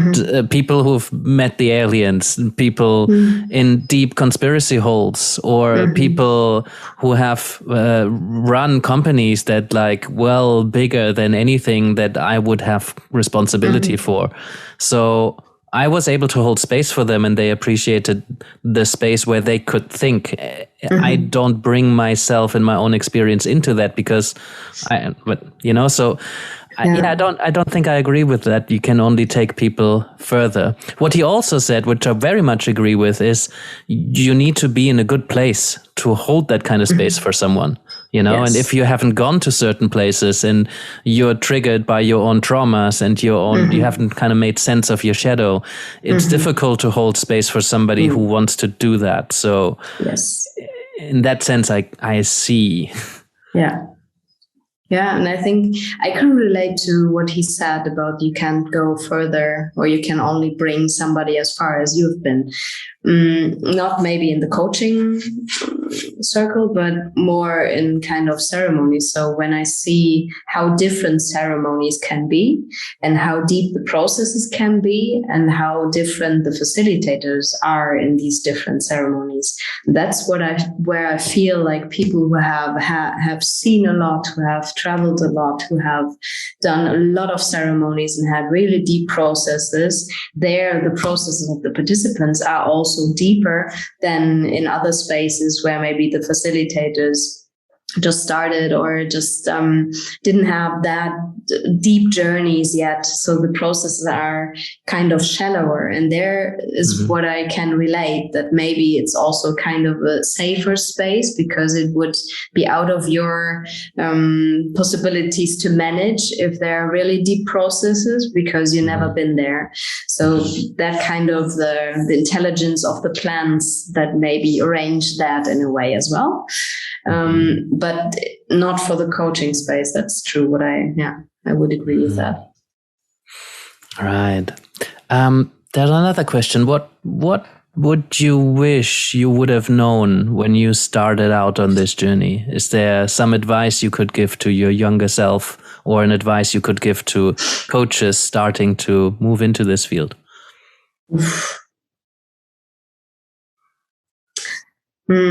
Maybe that once you have opened the bag, you can't close it anymore. To make that really clear, because that's what I feel, what I hear, what I see a lot. Like you really need to be very conscious or aware of that. Really is a path. Then, if you once opened it, it is so deep, interesting, challenging, good and bad at the same time that you will not go back to your life you had before. It's like, don't make somebody intelligent because he will never be dumb again. So this what you it's like having a baby. Yes, maybe. Or a puppy running around and destroying everything. Now it's there, good and bad. Yes, now it's there. Yeah, but I think that for me, it was like I was just tapping into that, and I think it was meant to be like that. It really feels right. But for some people, I see some people who tap into it and then realize, oh my God, I actually don't want that. And then they try to get back, but something happened and changed, and they can't back to what has been there before. Mm-hmm. But really for coaches, I think work on your own ego. So there's always parts left. When you think you worked on everything, that's what I said last time in our meeting as well. When you think you're enlightened, go and visit your family. And I think that's the point. You, as a coach, you have to be, even though you think you worked on everything in your coaching courses and you did a lot, you will go to places where you never thought you have to go to. And you have to work with that as well. And that can be very struggling. Thank you so much for that. Yeah. It's we're always in the process of becoming, right? It's always evolving, and beware of the coach who feels they have arrived and they now know things. Yeah.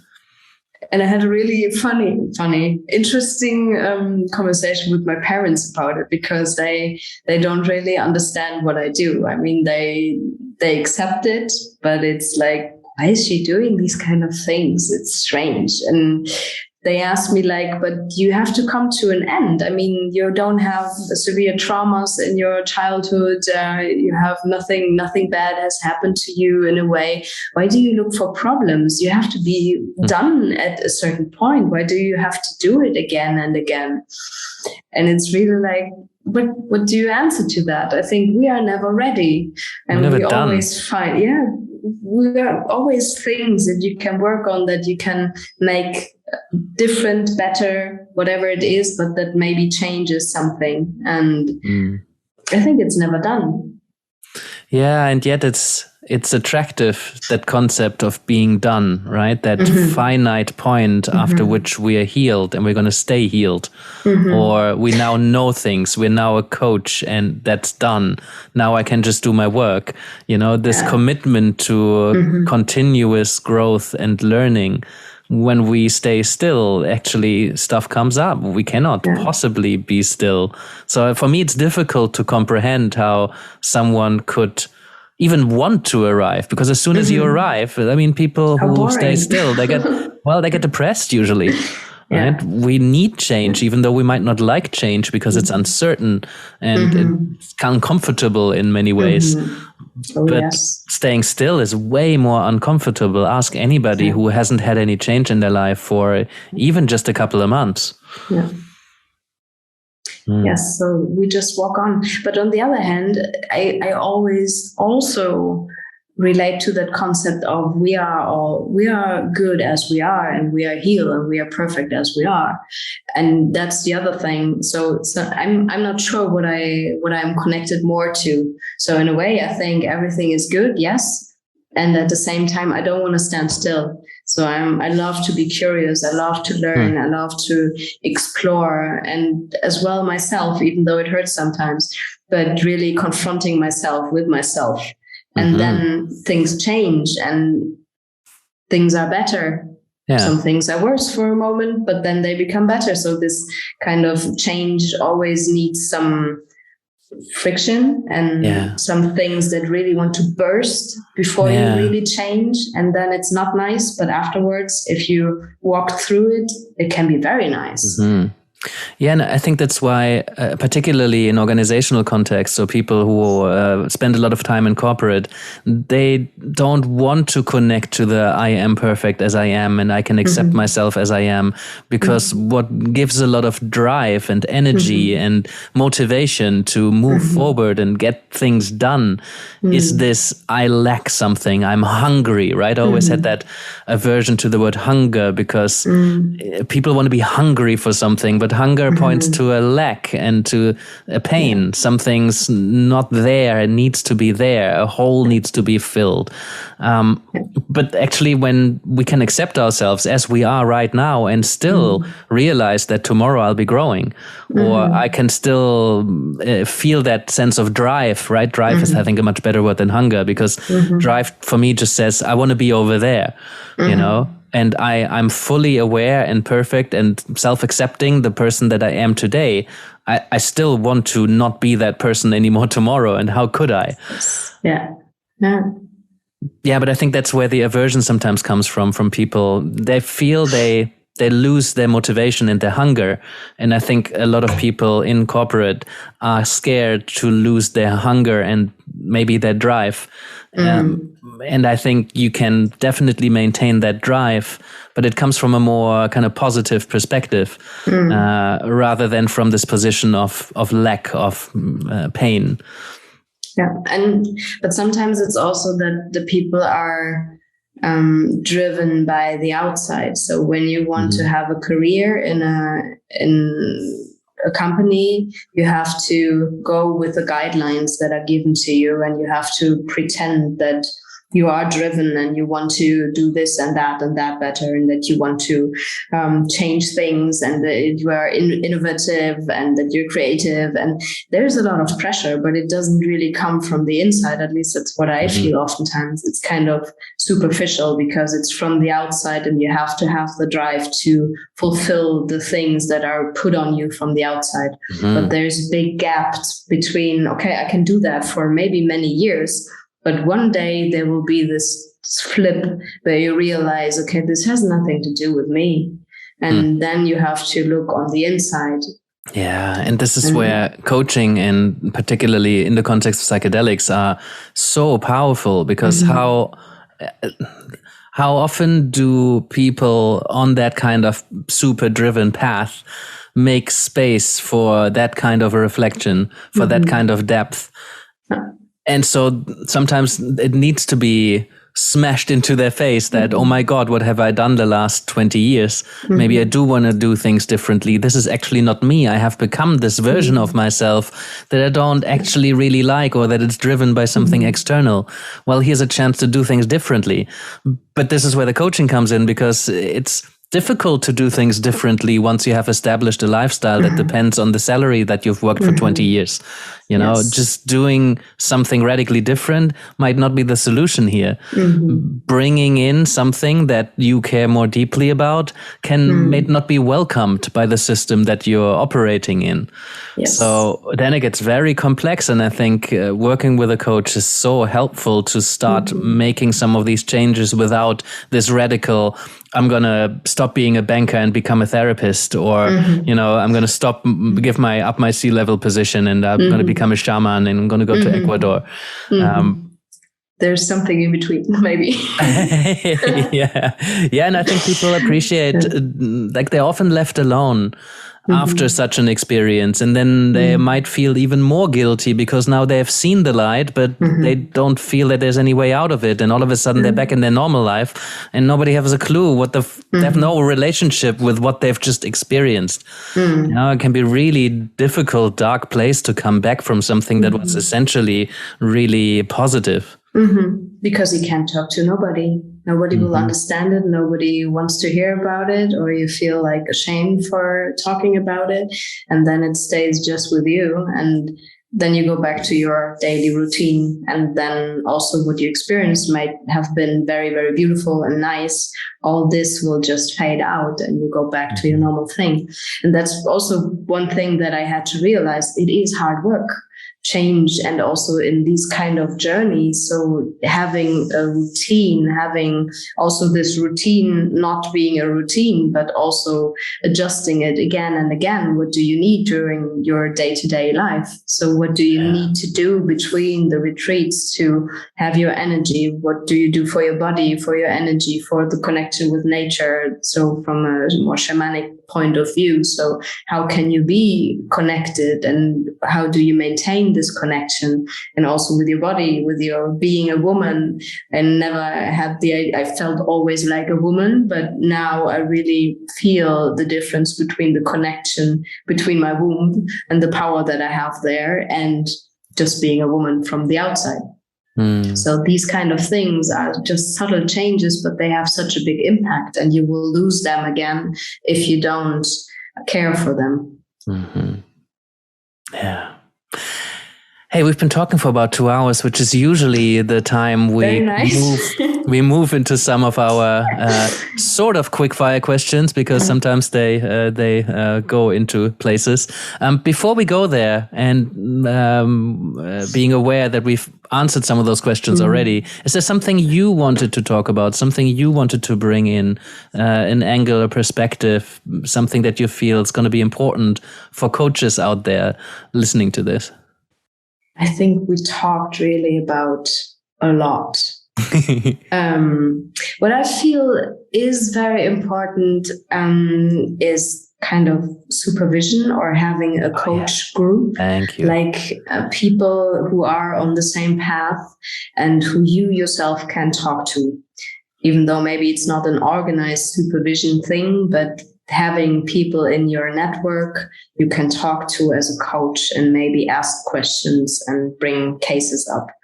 So I think that is a good idea to have. I couldn't underline that more, and stand up and applaud it, celebrate it, and put it on billboards. Coaches in the psychedelic space. I mean, I think supervision is important for any person who works psychologically with people, right? We're in close psychological contact. There's some responsibility there, especially when we're on the guiding, directing end of the spectrum. Right? There's a lot of responsibility. I mean, a piece of advice you can give to somebody can change their whole experience. It can open somebody up, or it can like open some really dark doors, or it can bias somebody towards having a super dark trip, just by a half a sentence you put in somewhere. It's like, or you might walk up the mountain of pain for 1,000 years, and then, oh no, holy shit, and it stays somewhere there, So I think supervision is so important. And as you say, it's a reflective practice, right? And I think the highest peak of reflective practice, as far as I know, is with a trained supervisor, right? A trained professional who knows how to hold reflective space for somebody and can offer those questions from you that makes you think deeper about the way that you work and how you are when you are with clients. Normative, restorative, formative function of supervision is so important.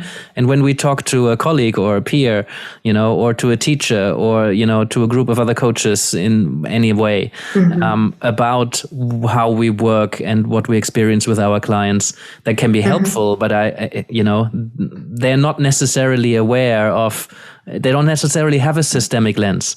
They don't necessarily have that instinct to ask, hey, how are you okay?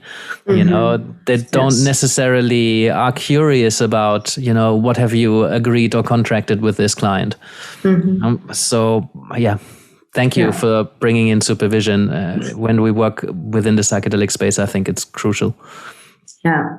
And I feel it's not really there yet. Maybe I'm not aware of it, but it's not really there because a lot of coaches also are still working in the underground, I think. So it's hard to get a network really there. I've been offering a supervision group for psychedelic coaches for some time, and I wouldn't even want to charge much. I would want to charge something just for the commitment of it. But like the interest is not there, which is interesting because we had a whole professional section going, and there's a Facebook group with hundreds of people. And it's not really a thing that people draw on. I've even got some pushback on supervision from coaches who said, well, I don't need that. Really?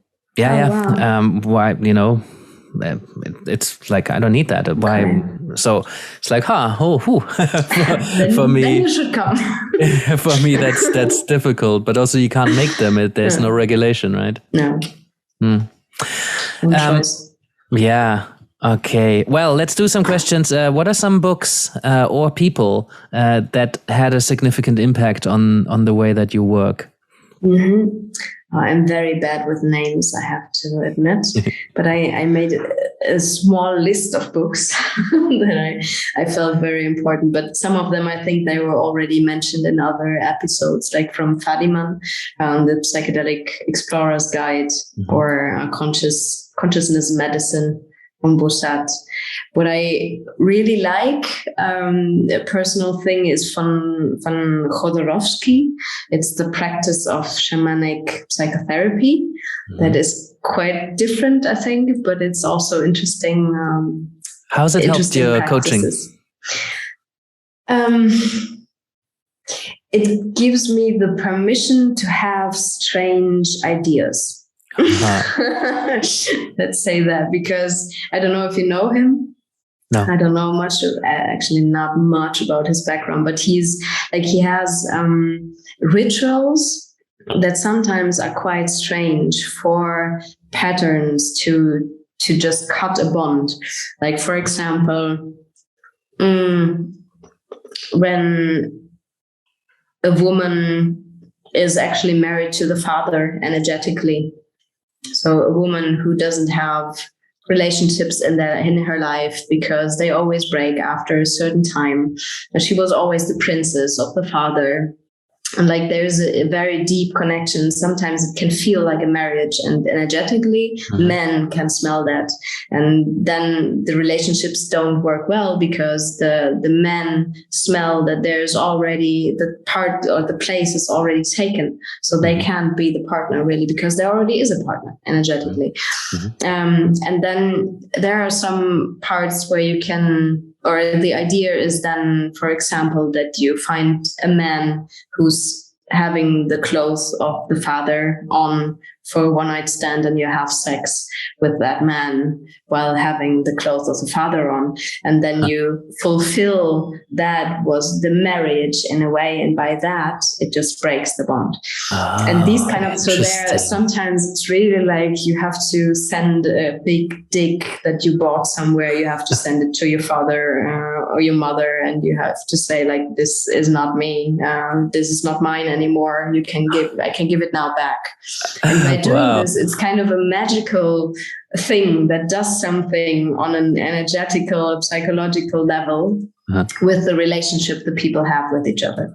And these kind of things, and he has a lot of this stuff in his book, and sometimes they're so far away from this what I ever do, but sometimes they are very helpful and they help a lot.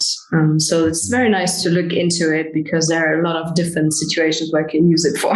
Yeah, how fun to create rituals together with your clients. I would probably want that to be client-led. So that's really and that's great. So that's the permission that I got from that. I mean, it's not that it has to be like that, but it's the direction. So you can change it in a way if you have the concept about it in your head. And that's what I really love to do with clients, and to have these crazy ideas, but it helps. It works a lot. So yeah, that's where I like that for. There's an impulse.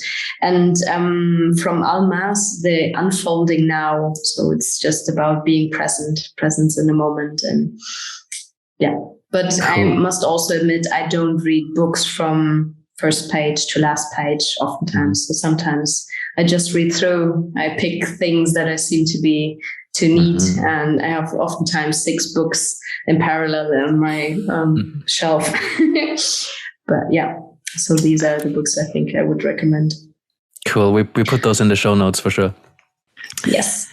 We talked a bit about regulation. Is there anything else you want to say, maybe in terms of where our profession is going, or what you see in the, I don't want to say industry, in the field at the moment? Do you wish there was some more? Do you feel it would restrict it, or do we need it so people, coaching clients, can be safe?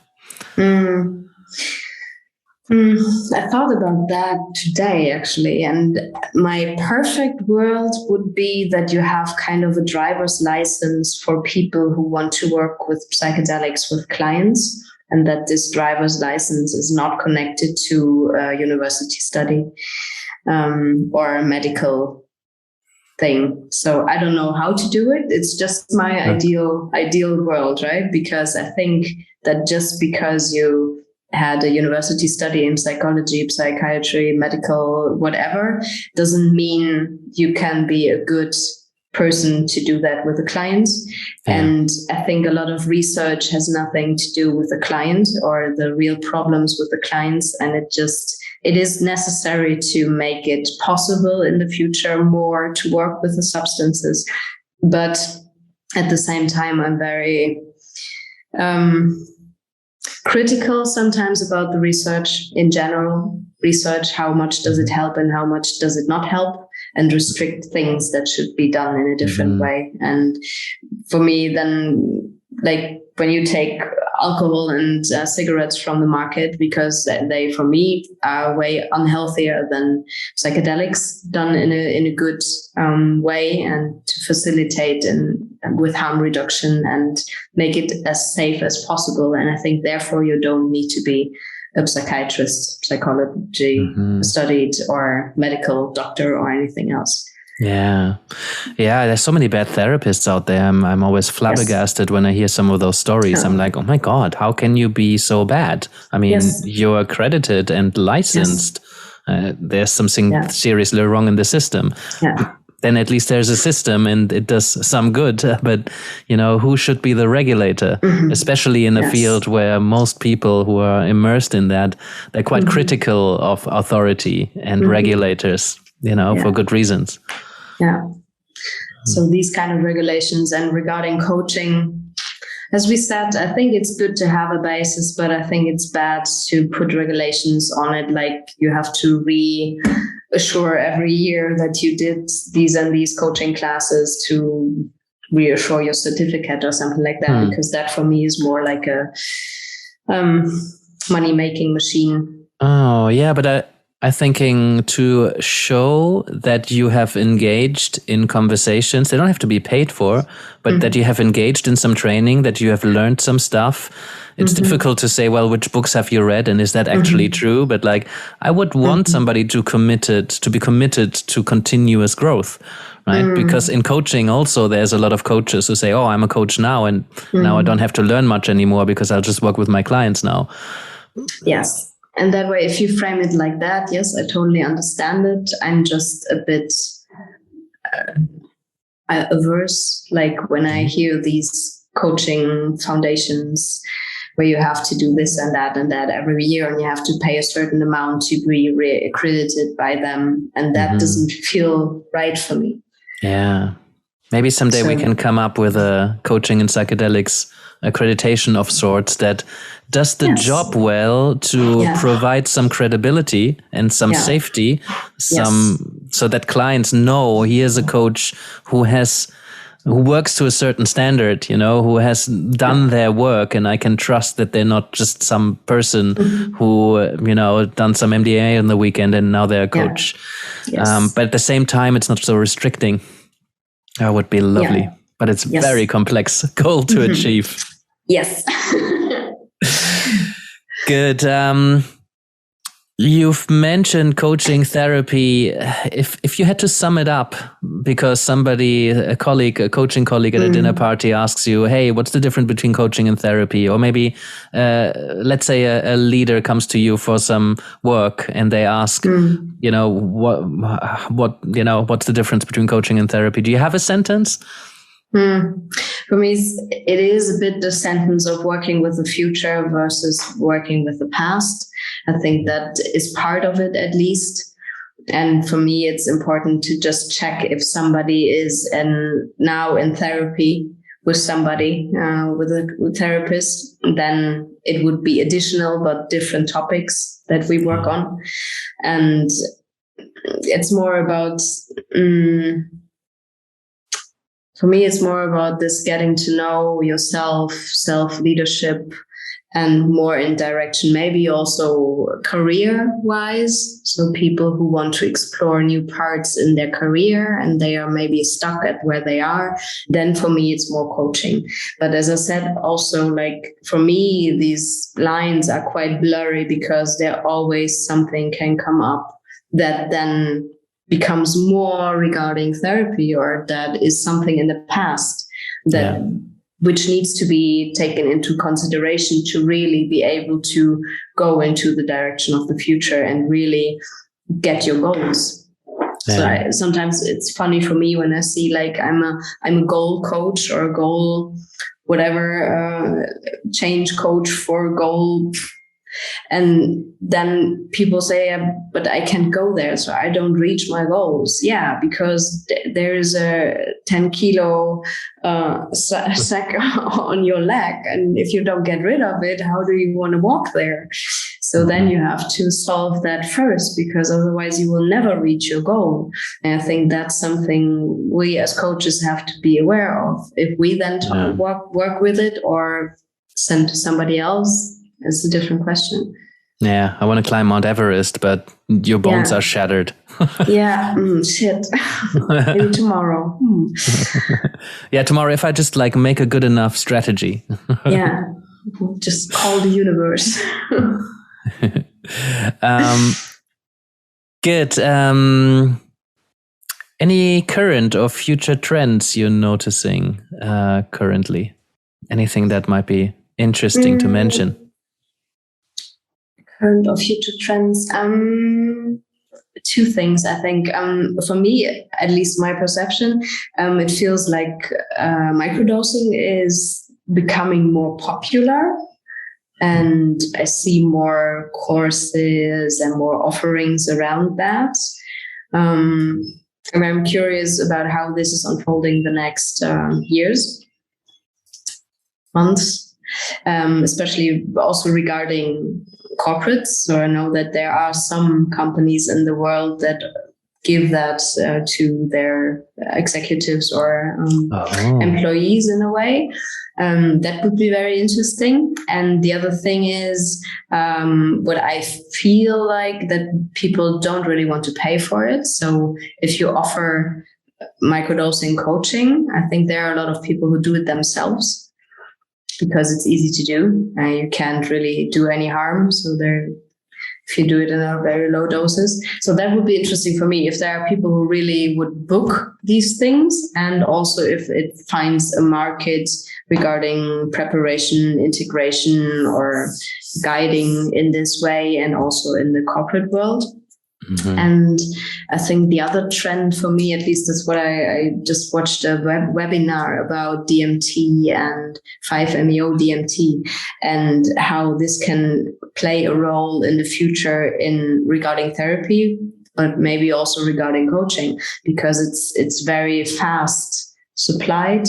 It's a very short thing in a way, but it can have a deep and big impact. So how this will play a role in the future, because this is also something that you could do as a coach, because these sessions maybe last 2 hours and this application session then is included. So that would be very interesting in how far this could be a legal thing, or in how far coaches would do it, even though it's not legal, and how much it would help in a session. Mm-hmm. Yeah, the legality question is a really interesting one, right? Because we often don't know enough to really be sure whether something is safe or not. Yeah. You know, but then also our clients take responsibility for their own safety, and what a coach can only really do is make sure, like, they cannot make sure that the client is safe. They can only make it safer, encourage them to be safe. Yeah. To what extent are we taking responsibility? And I guess it depends on how much we are guiding. If I say you should go to this particular retreat and work with those people, you should see this particular psychiatrist, for example. You should take this substance and this much of it. You know, microdosing is safe. Take this much before you come to a session. Well, we don't actually know whether that's harmful or not. We haven't studied it for long enough. Legality is a thing in different countries. There are different statuses. So interesting area, you know, and I know coaches have varying degrees of caring about whether something is legal or not. There's an ethical component, which is not necessarily the same as a legal component. Any thoughts on that? I think this illegal thing, it it really depends on where you are, in which country you are. And that for me makes it a big question mark, because it's the same substance if you take it from one country to the other, and then it's illegal. So what are the reasons for that? And I really question it. I think it is good that some things are not easy to get, but this illegality,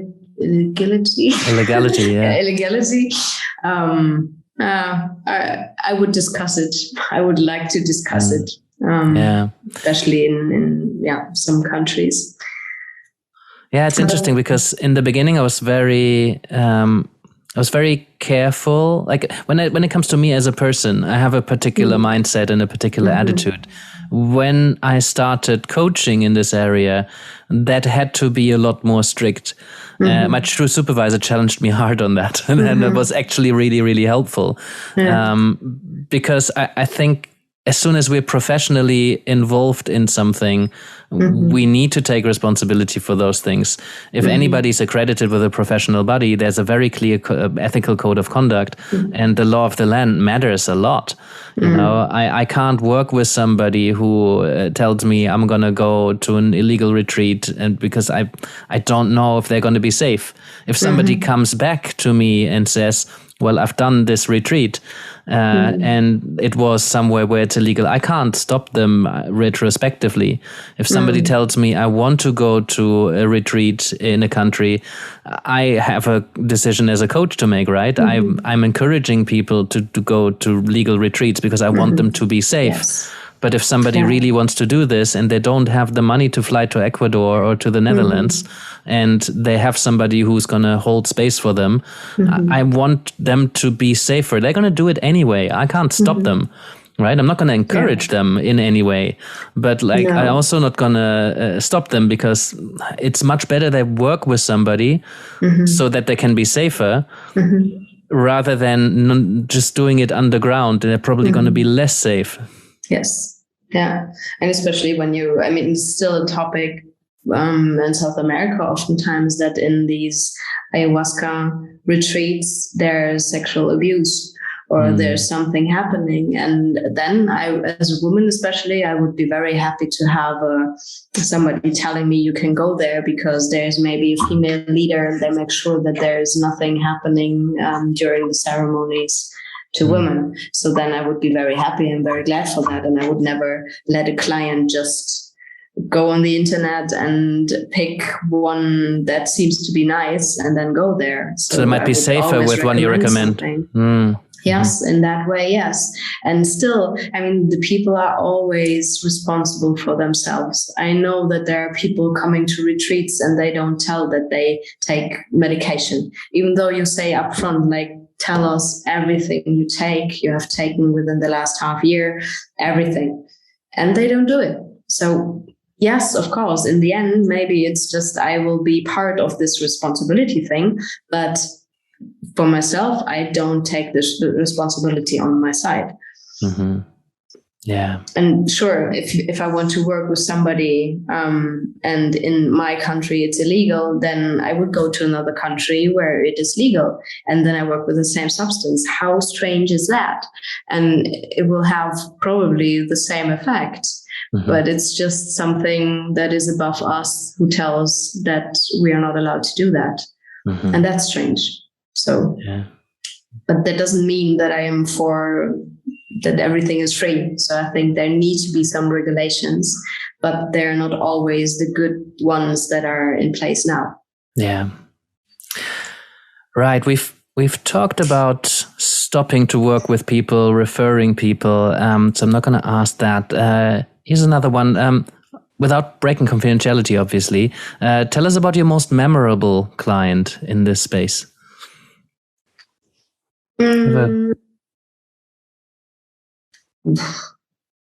Most memorable client. A memorable client, perhaps. A memorable client. Don't need to make a decision. I've seen some people faces that might have been psychotic at that point, and where I really felt irritated, anxious, scared in that moment because you really don't know what happens with that person. And for me, what was the context of that? Ceremonies where these then just happens, where there's one person who really flips. And for that during the ceremony, or not in integration? It's just during the ceremony. It's during the ceremonies, yeah. But when you are there and you see that as a participant that you are sitting around, that's very disturbing, can be very disturbing. But for me, it's always interesting what happens with them the next day. They are normal again. I've never experienced that one of them just was stuck in that state. It's just after the process it's done. And what they learn from it and how they changed afterwards. So I know a few who had that, and I know them quite a while now, and I see how their life has changed.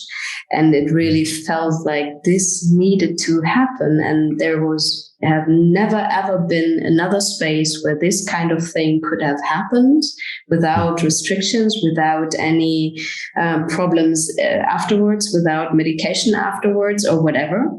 So that was very important for me to see that these things don't need to be bad. Right. Because maybe they seem quite intense from the outside for that moment, but in the end, it oftentimes helps. Yeah. So I think that's... I was talking to Robin Shohead on another podcast. He's 40, 50 years nearly a supervisor, done a lot of fantastic work. But long story short, he shared that he had eaten hash in was it in Israel, Turkey, somewhere very early in his career, and he went mad for a little while. You know, he had a psychotic episode, and he said it brought him so much closer to the experience that many of his clients would experience. And sometimes they would refer to him as like one of them because, you know, he had an access to the experience, and kind of goes back to what we were saying about, well, do you need to have traveled that far?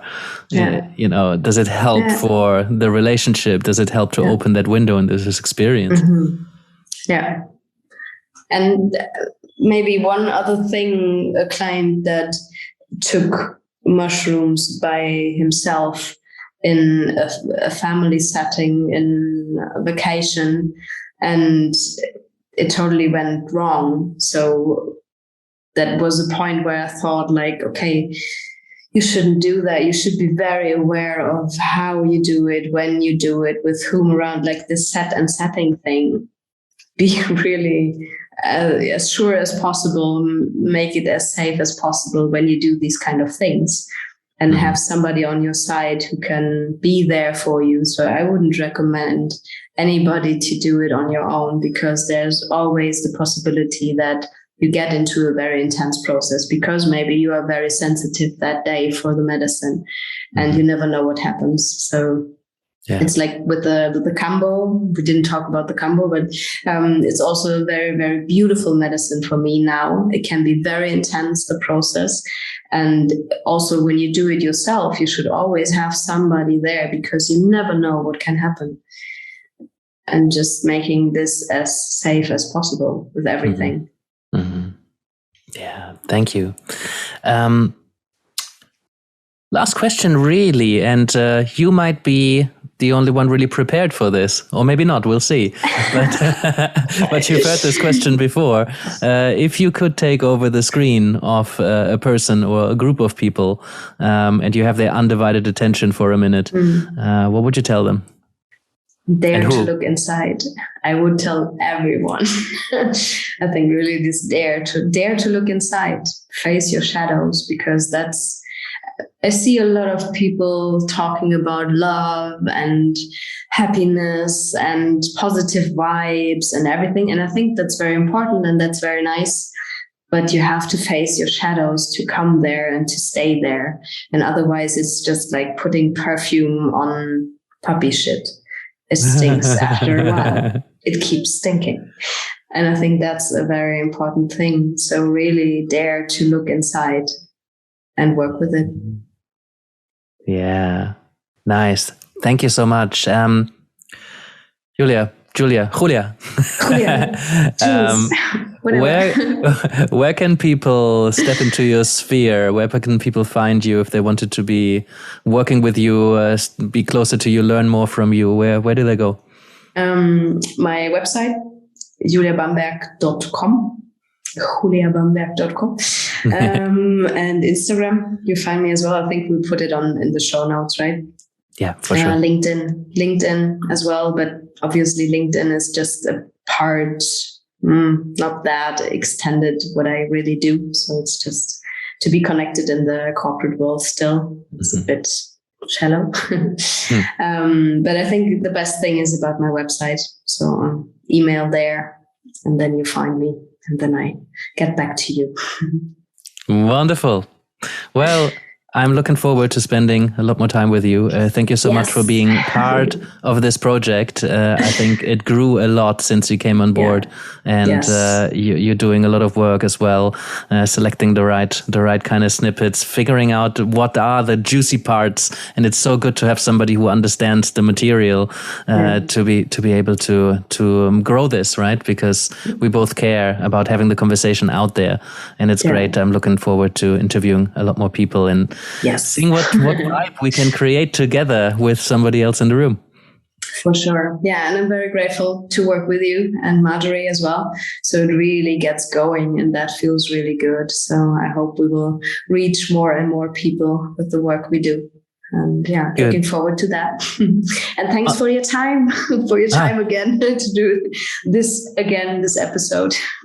I really enjoyed it. So I think a lot of good things came up. And on that note, by the way, if somebody's listening to this and you're still with us, first of all, thank you because you committed to this practice or really interested and engaged. But if you know somebody, if you have a coaching colleague, if you have somebody who's working in psychedelics who could benefit from this, or somebody who is considering going into psychedelics as a coach, either as a consumer or as somebody as a service provider, do share these conversations because I think they make the industry better, they make professionals better, they make coaches better, they give clients an opportunity to ask the right kind of questions. So please help us in spreading this. I think it's going to do a good thing.